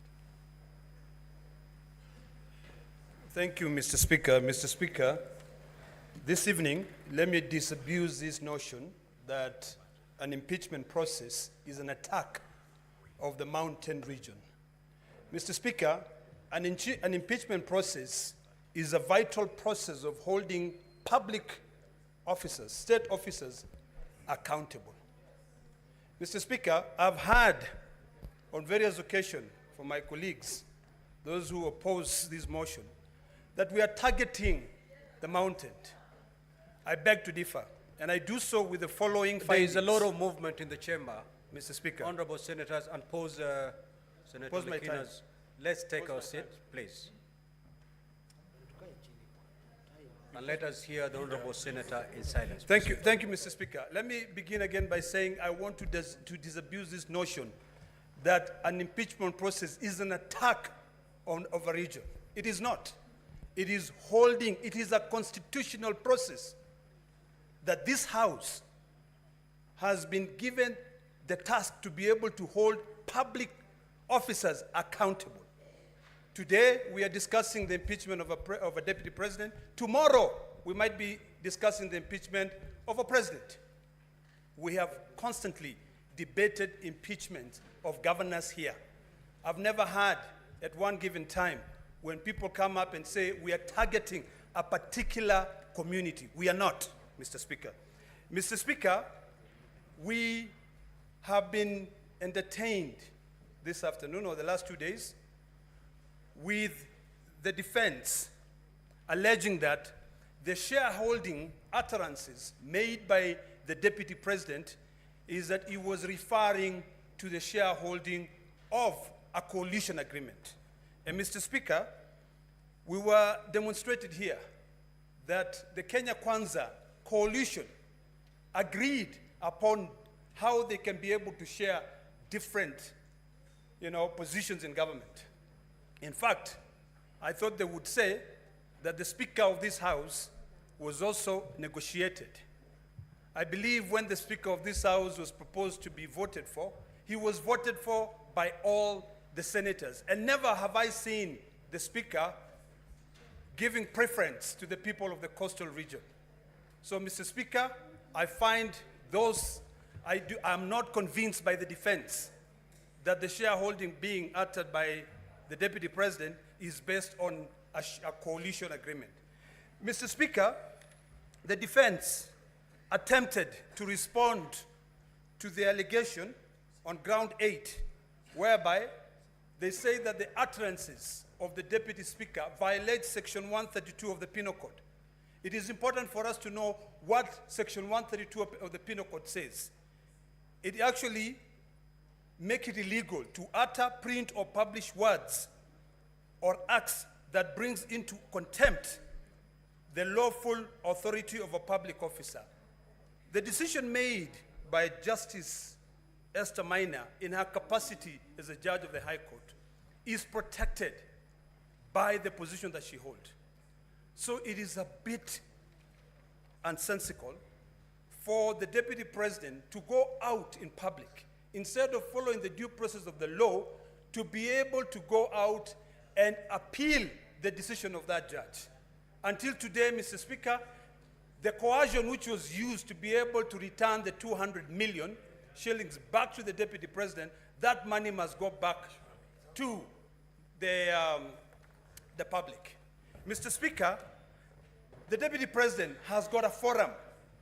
Article 240 of the Constitution puts him as one of the key members in the National Security Council. He has got a forum to be able to go out there and express his dissatisfaction with the NIS. When he calls a press conference and outright says that the Director General of the National Intelligence has completely brought that service into a halt, he was exposing the secrets of this country, and what he was doing is that he was actually saying that we have got no control. Mr. Speaker, if for anything, today I'll cast my vote based on various issues. One, on shareholding. Two, on the violation of Section 132 of the Penal Code. Three, on the issues of coercion. I listened to the gentleman from Kempsett this afternoon when he said that he had to sit for hours at ESCC to be able to come out with one billboard. One. He was called on the 11th.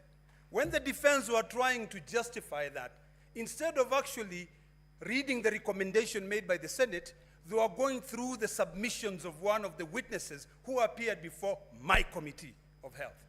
So, Mr. Speaker, I'm convinced. Senator Seki. The senator was elected by the people of Kajiado. Thank you very much. Thank you very much, Honorable Speaker.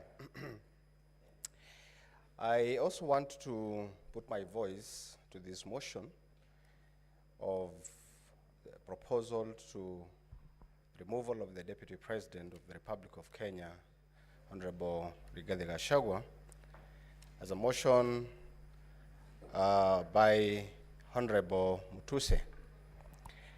I want to say that the grounds that has been put to this House from number 1 to number 11, Honorable Speaker, I thank the legal counsel of the Deputy President for interrogating the witnesses, more so Honorable Mutuse being the lead witness and the mover of the motion. Honorable Speaker, I want to put to this House that I am unable to see evidence that has been put in place for the 11 counts, 11 grounds in this motion. Honorable Mutuse was unable to demonstrate on issues that has been raised in this motion within his assets within that small period of time. Honorable Speaker, I understand that this witness was not able to explain and demonstrate that the Honorable Deputy President got the 5.2 billion because of the contracts that he has done with the government. He wasn't able to demonstrate that this money, 5.2 billion, was received or was the Deputy President received because of this, from this company, from another company, or this other company. There was no evidence on this count. Honorable Speaker, the kind of impunity I've seen in the issue of listing 22 companies without evidence of what the track of the monies or funds that has been done or that has been used to demonstrate that these companies are doing business with government was not there. This is impunity of a high order. To bring 22 companies and you are unable, as a move of the motion, to explain that this company A, company 1 to company number 22 have received or got money from government or from government institutions. But you just put it on the motion and it becomes something to impeach the Deputy President. Honorable Speaker, we have seen where the Deputy President is alleged to have conspired with a company, Agrobrick Investment Limited, where the control of State House, as an accounting officer of the State House, signed the contract, and it is brought to the motion that this contract and this company is alleged to have been a company to remove the Deputy President. Honorable Speaker, this House this afternoon received a report from the legal counsel of the Deputy President that the Deputy President is sick.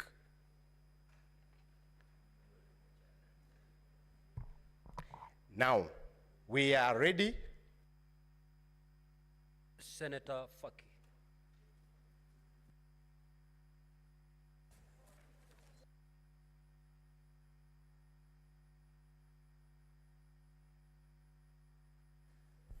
Asante Mheshimiwa Spika kwa kunipa fursa hii kuchangia mswada wa kumbandua naibu wa rais kutoka katika ofisi yake ya naibu wa rais wa Jamhuri ya Kenya. Mheshimiwa Spika, kwanza pia mimi nijiunge na wenzangu kumtakia afueni ya haraka naibu wa rais, kwa sababu tulikuwa ni matarajio yetu kwamba jioni ya leo angekuwa hapa kujitetea kwa madai kadha wa kadha ambayo ameletewa katika bunge hili ili kuweza kutakasa jina lake. Mheshimiwa Spika, nimeweza kuangalia mashtaka yake 11 na baadhi ya mashtaka ambayo nimeona kuwa yamenigusa ni kwanza ni shtaka la kwanza ambapo ni kusema kuwa Kenya ina wenye hisa, na kwake wenye hisa ni wale ambao walipigia kura Kenya Kwanza katika uchaguzi wa mwaka 2022.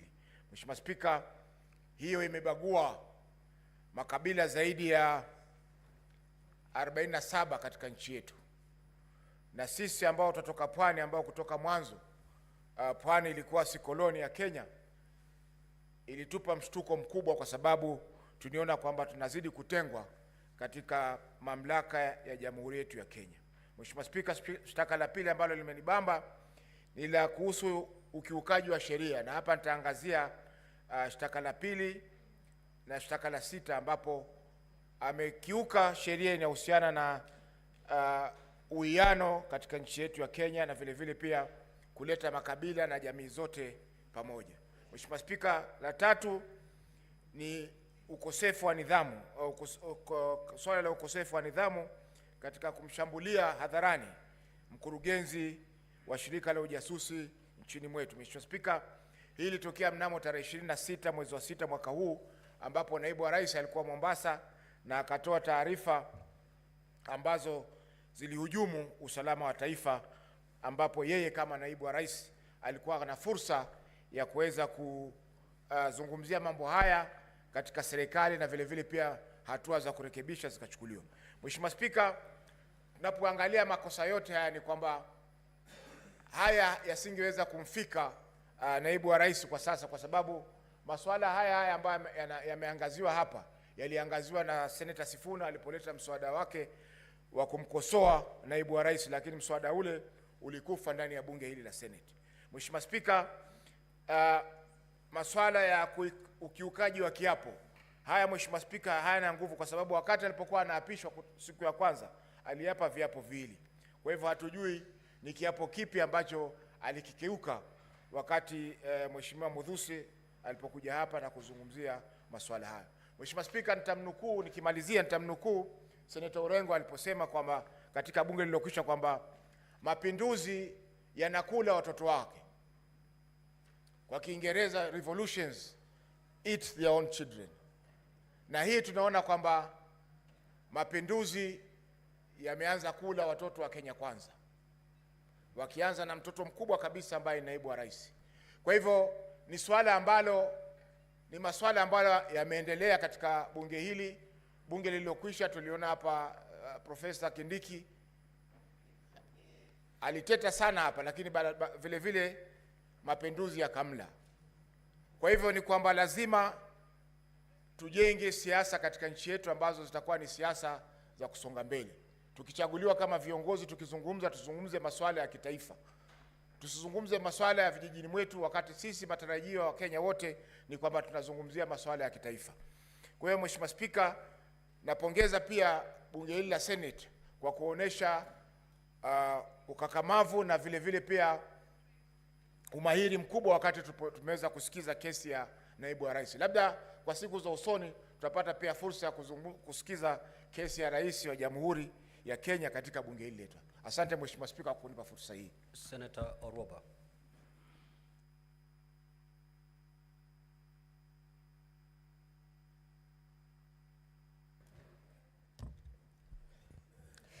Thank you, Mr. Speaker. First of all, I want to say that this is not about a relationship. It's not about a friendship that has deteriorated. I have been hearing people say, if it's about a relationship, if it's about a marriage that has broken, why don't they go back and make peace and come together? No, Mr. Speaker.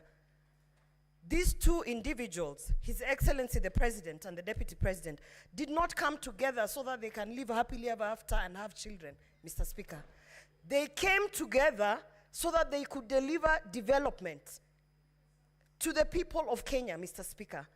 So this, what we have been doing here for hours and hours, it pains me when I hear people saying, you know, about adultery and relationships and what, and I'm wondering, no, we have been here because of 11 counts, Mr. Speaker. A very serious impeachment motion because of not 2, not 3, but 11 counts, Mr. Speaker.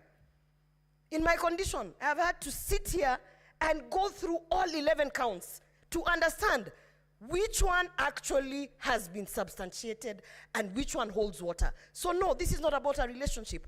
And we should not expect that because they came together, they should now go and sit somewhere and make peace. Now, and you know, stop disturbing us. No, Mr. Speaker, 11 counts of an impeachment motion is something very serious, Mr. Speaker. And it's very unfortunate that of the 11 counts, about 4 counts, Mr. Speaker, were not even substantiated, Mr. Speaker. Very shocking. When you have a team of legal experts sitting down bringing 11 counts, at the very least, they should have even substantiated 9, Mr. Speaker. But 4 counts, ground 2, when you talk about undermining a cabinet decision, how did we not have the witness come here to speak so that we can be able to understand? Some of us, we don't sit in cabinets, and we need to understand what a cabinet decision is, how it is undermined. Mr. Speaker, the witness was not produced. We had another witness who did not come here in terms of undermining devolution. Governor Sakaja signed an affidavit, but then did not appear, Mr. Speaker. People must respect the Senate, because when we are sitting here to analyze 11 counts, Mr. Speaker, honestly, in all fairness, they should at least be substantiated to some level. However, Mr. Speaker, I have lived through the post-election violence of 2007, 2008, and it is very strange that 2007 I was also pregnant, Mr. Speaker. And when I remember, Mr. Speaker, the things that triggered the post-election violence, Mr. Speaker, in 2008 of January, it was such utterances such as Musiguze Mlima, Mr. Speaker. They started as a joke, and before you knew it, matatus were being stopped and people were being asked, get off the matatu and showcase your IDs, and arms and limbs were being chopped off, Mr. Speaker. So we might think it is a joke, this shareholding narrative, Mr. Speaker. But I have very well, Mr. Speaker, that I even had to choose the people who are operating, you know, on me in 2008, because I was afraid, you know, as kisses, we love everyone. People always think we are traitors because we welcome everyone. So at that time, the attack on us was from both sides, Mr. Speaker. And so therefore, I do not take this shareholding narrative as a light thing. I do not take this Musiguze Mlima as a light thing, Mr. Speaker, because I have been affected directly. And on that count, Mr. Speaker, I definitely have seen that it has been substantiated. We have seen the evidence, and we have even seen repeated utterances of causing divisiveness in this country, Mr. Speaker. And I want to say today, Mr. Speaker, this country is not about one person. It is not about William Ruto. It is not about Rigathi Gachagua. This country is about the 50 million Kenyans who have to live in peace and under the national unity, Mr. Speaker. And for that reason, Mr. Speaker, I want to say that on that shareholding narrative, I hold my ground, and I will definitely vote that he should be impeached. Senator Kavindu.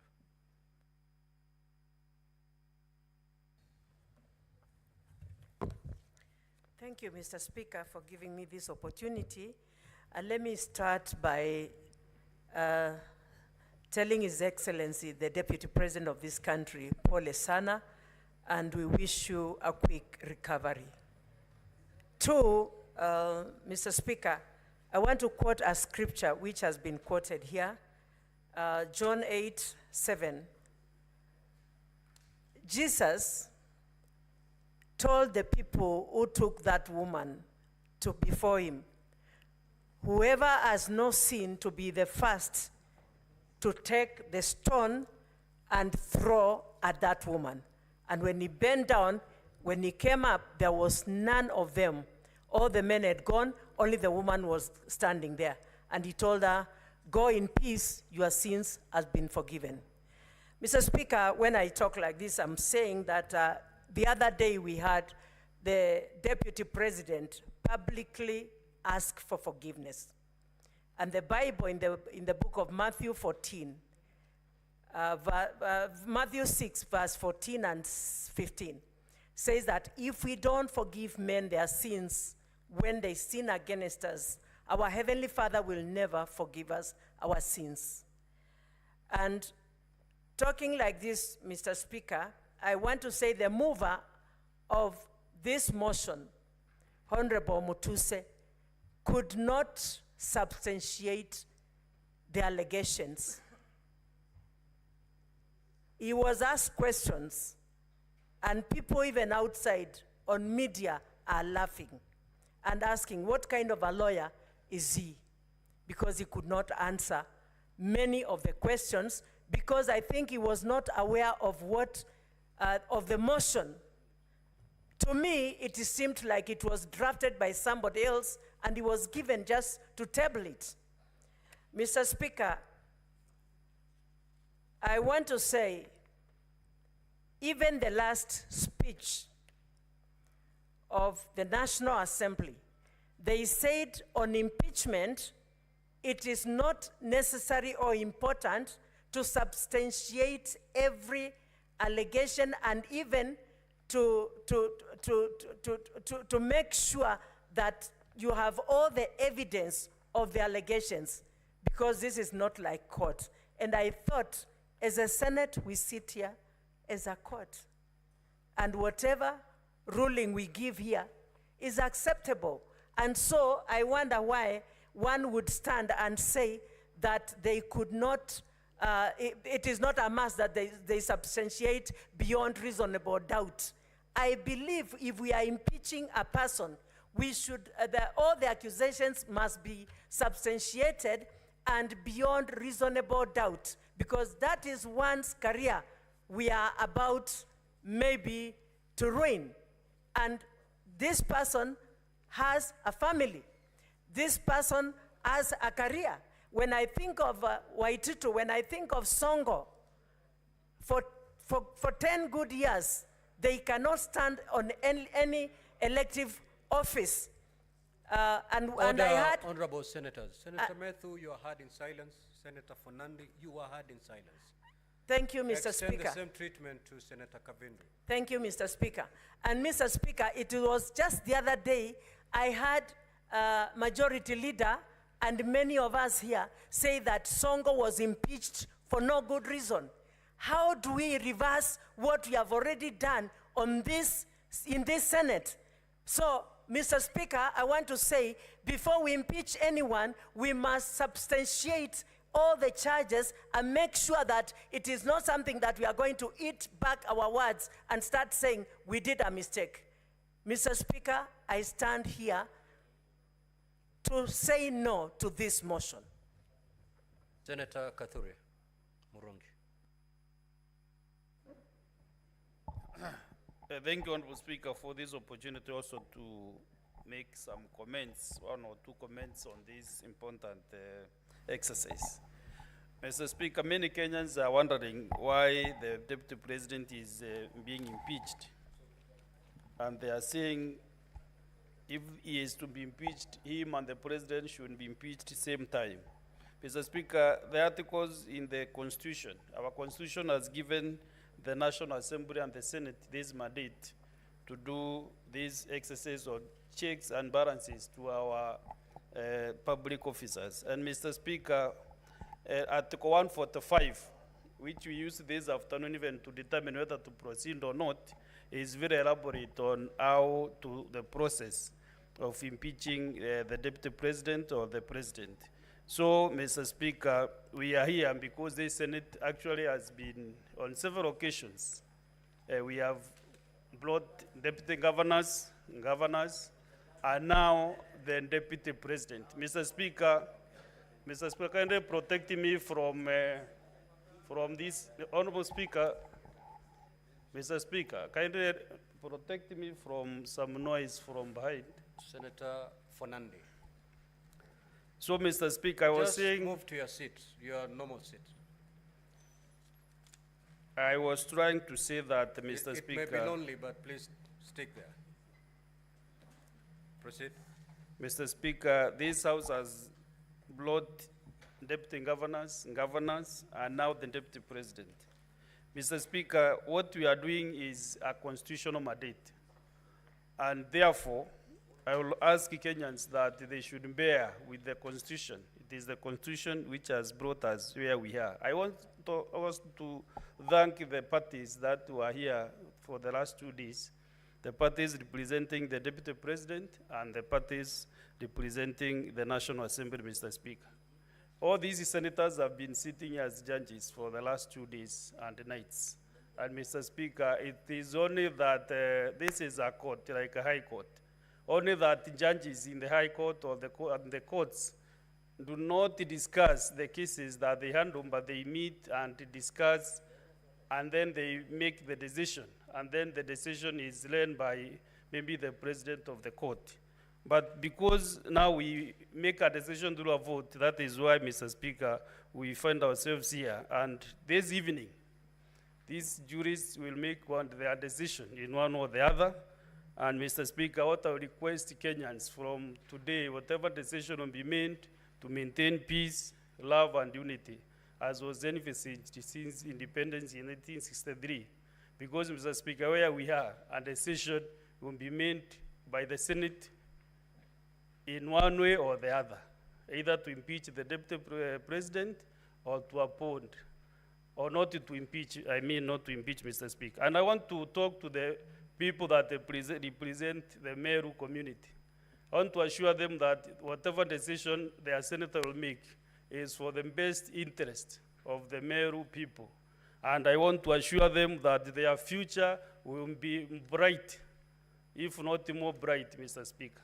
And what they need is service delivery, not individuals. Whatever decision that I'll make is for their best interest, because they elected me to make some decisions. Some are soft decisions or hard decisions. But what they need at the end of the day, they will ask their senator for 5 years, what have you done for us? But as I finish, Mr. Speaker, I want to encourage all of us in a verse from the Bible, Thessalonians chapter 5, verse 18, which says that in every situation, no matter what the circumstances, be thankful and continually give thanks to God.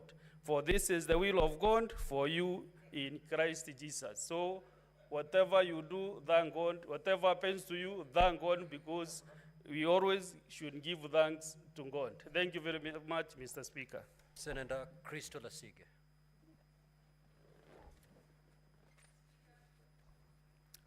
Speaker, the Parliament of Kenya has gone through a great deal in a very short amount of time, many firsts, and it is utterly painful for me to know that the world keeps seeing us time and time again under such lugubrious circumstances. However, Speaker, it has taught me many, many lessons, and it's also reminded me of many that I've known for several years, one of which I was taught by Tony Evans, which is, if all you see is what you see, then you don't see all there is to be seen. Speaker, I have never met the Deputy President. In fact, in the last 2 days, the first time we've ever shared any space together. And to be honest, I don't think that we have much in common. I personally feel like there is a lot to be desired in his leadership style, for me personally. However, instead of going to the Bible, I want to go instead into my own experience and draw some parallels. Mr. Speaker, of course, people know that I have glaucoma, and I've been fighting and battling it for several years of my life. And Speaker, when I first got my diagnosis when I was just a teenager in high school, I was told that it was imminent. There was no running away from my condition. And I didn't know at the time that I had anything that was going on. I was just going about my life, but inside of me and around me, there was a condition that was building up and building up and building up. And I had no idea what was going to happen in the future. Mr. Speaker, now I've been left blind, and I cannot see in front of me even when I put my hand in front of my face. Mr. Speaker, the parallels I draw with my life and the current hearing that we are sitting in today is that the Deputy President did not foresee this happening to him either. Mr. Speaker, I have also drawn parallels of feeling out of control, which I assume that he feels. Being given a diagnosis that seems imminent, that he cannot stop. Mr. Speaker, I also feel that he is probably feeling fear. That's what I've heard. Mr. Speaker, feeling betrayed, feeling angry. And I felt all those feelings because of a situation that I can draw parallels with in this hearing. And Mr. Speaker, I have been fighting and fighting, pleading and praying, trying everything in my power to mitigate, to stop, just like he has been doing in the last several weeks that this has been going on, Speaker. And it's funny that it's Blindness Awareness Month this month in October, because there are many lessons, like I said, that I have learned, and I wish that the public will also take from this experience. Mr. Speaker, I hope that the public understands that when they have their back to the wall, when they've been in any kind of battle, even when they feel isolated, there is something called golfer's elbow, which I learned.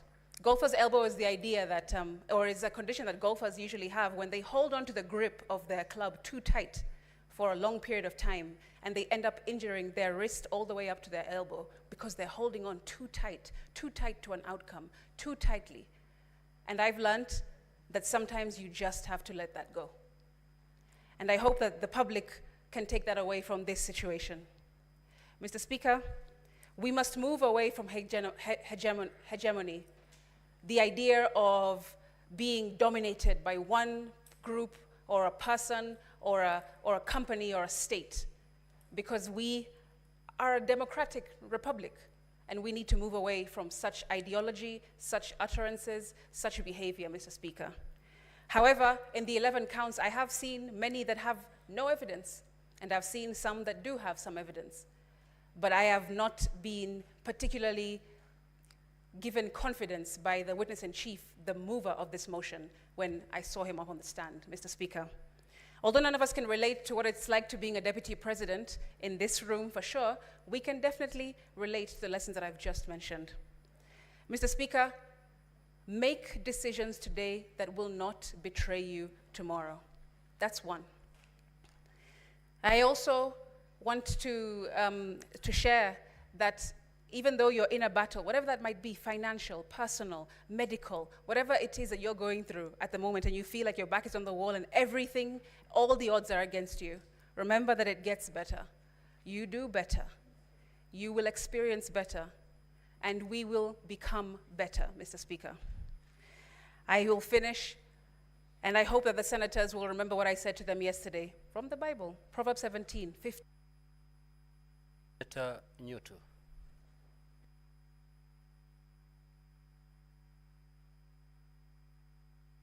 Mr. Speaker, thank you very much, Mr. Speaker. I think I cannot thank you more for affording me this opportunity at this late hour.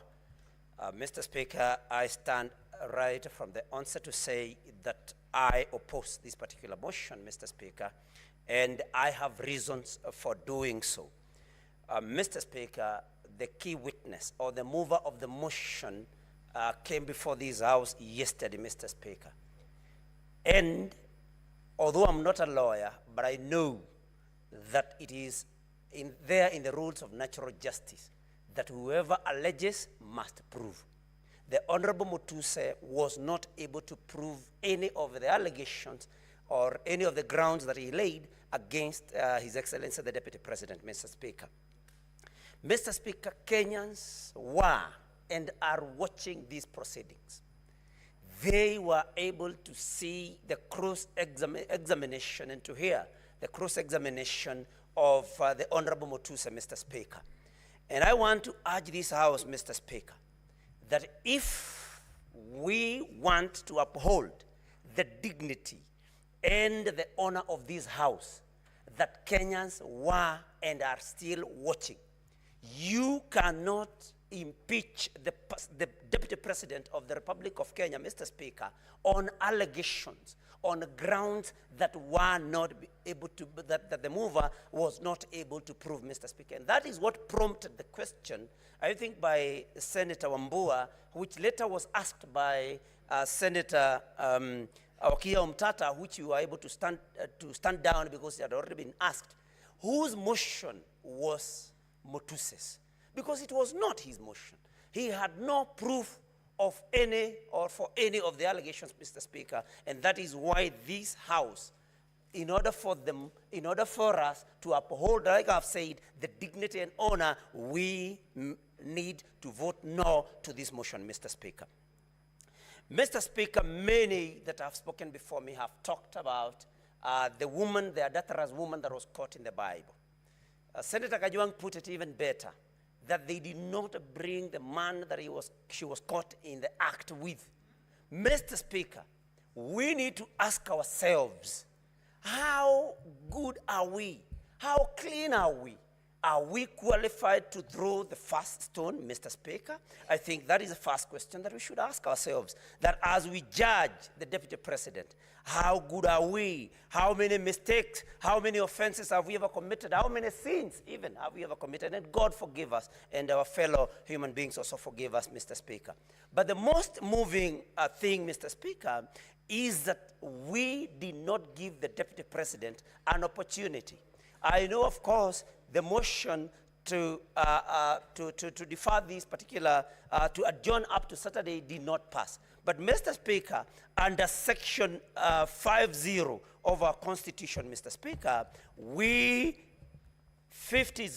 Mr. Speaker, we need to give any person, 50-0, that is 50, Mr. Speaker, 2F, to be present and when being tried, unless the conduct of the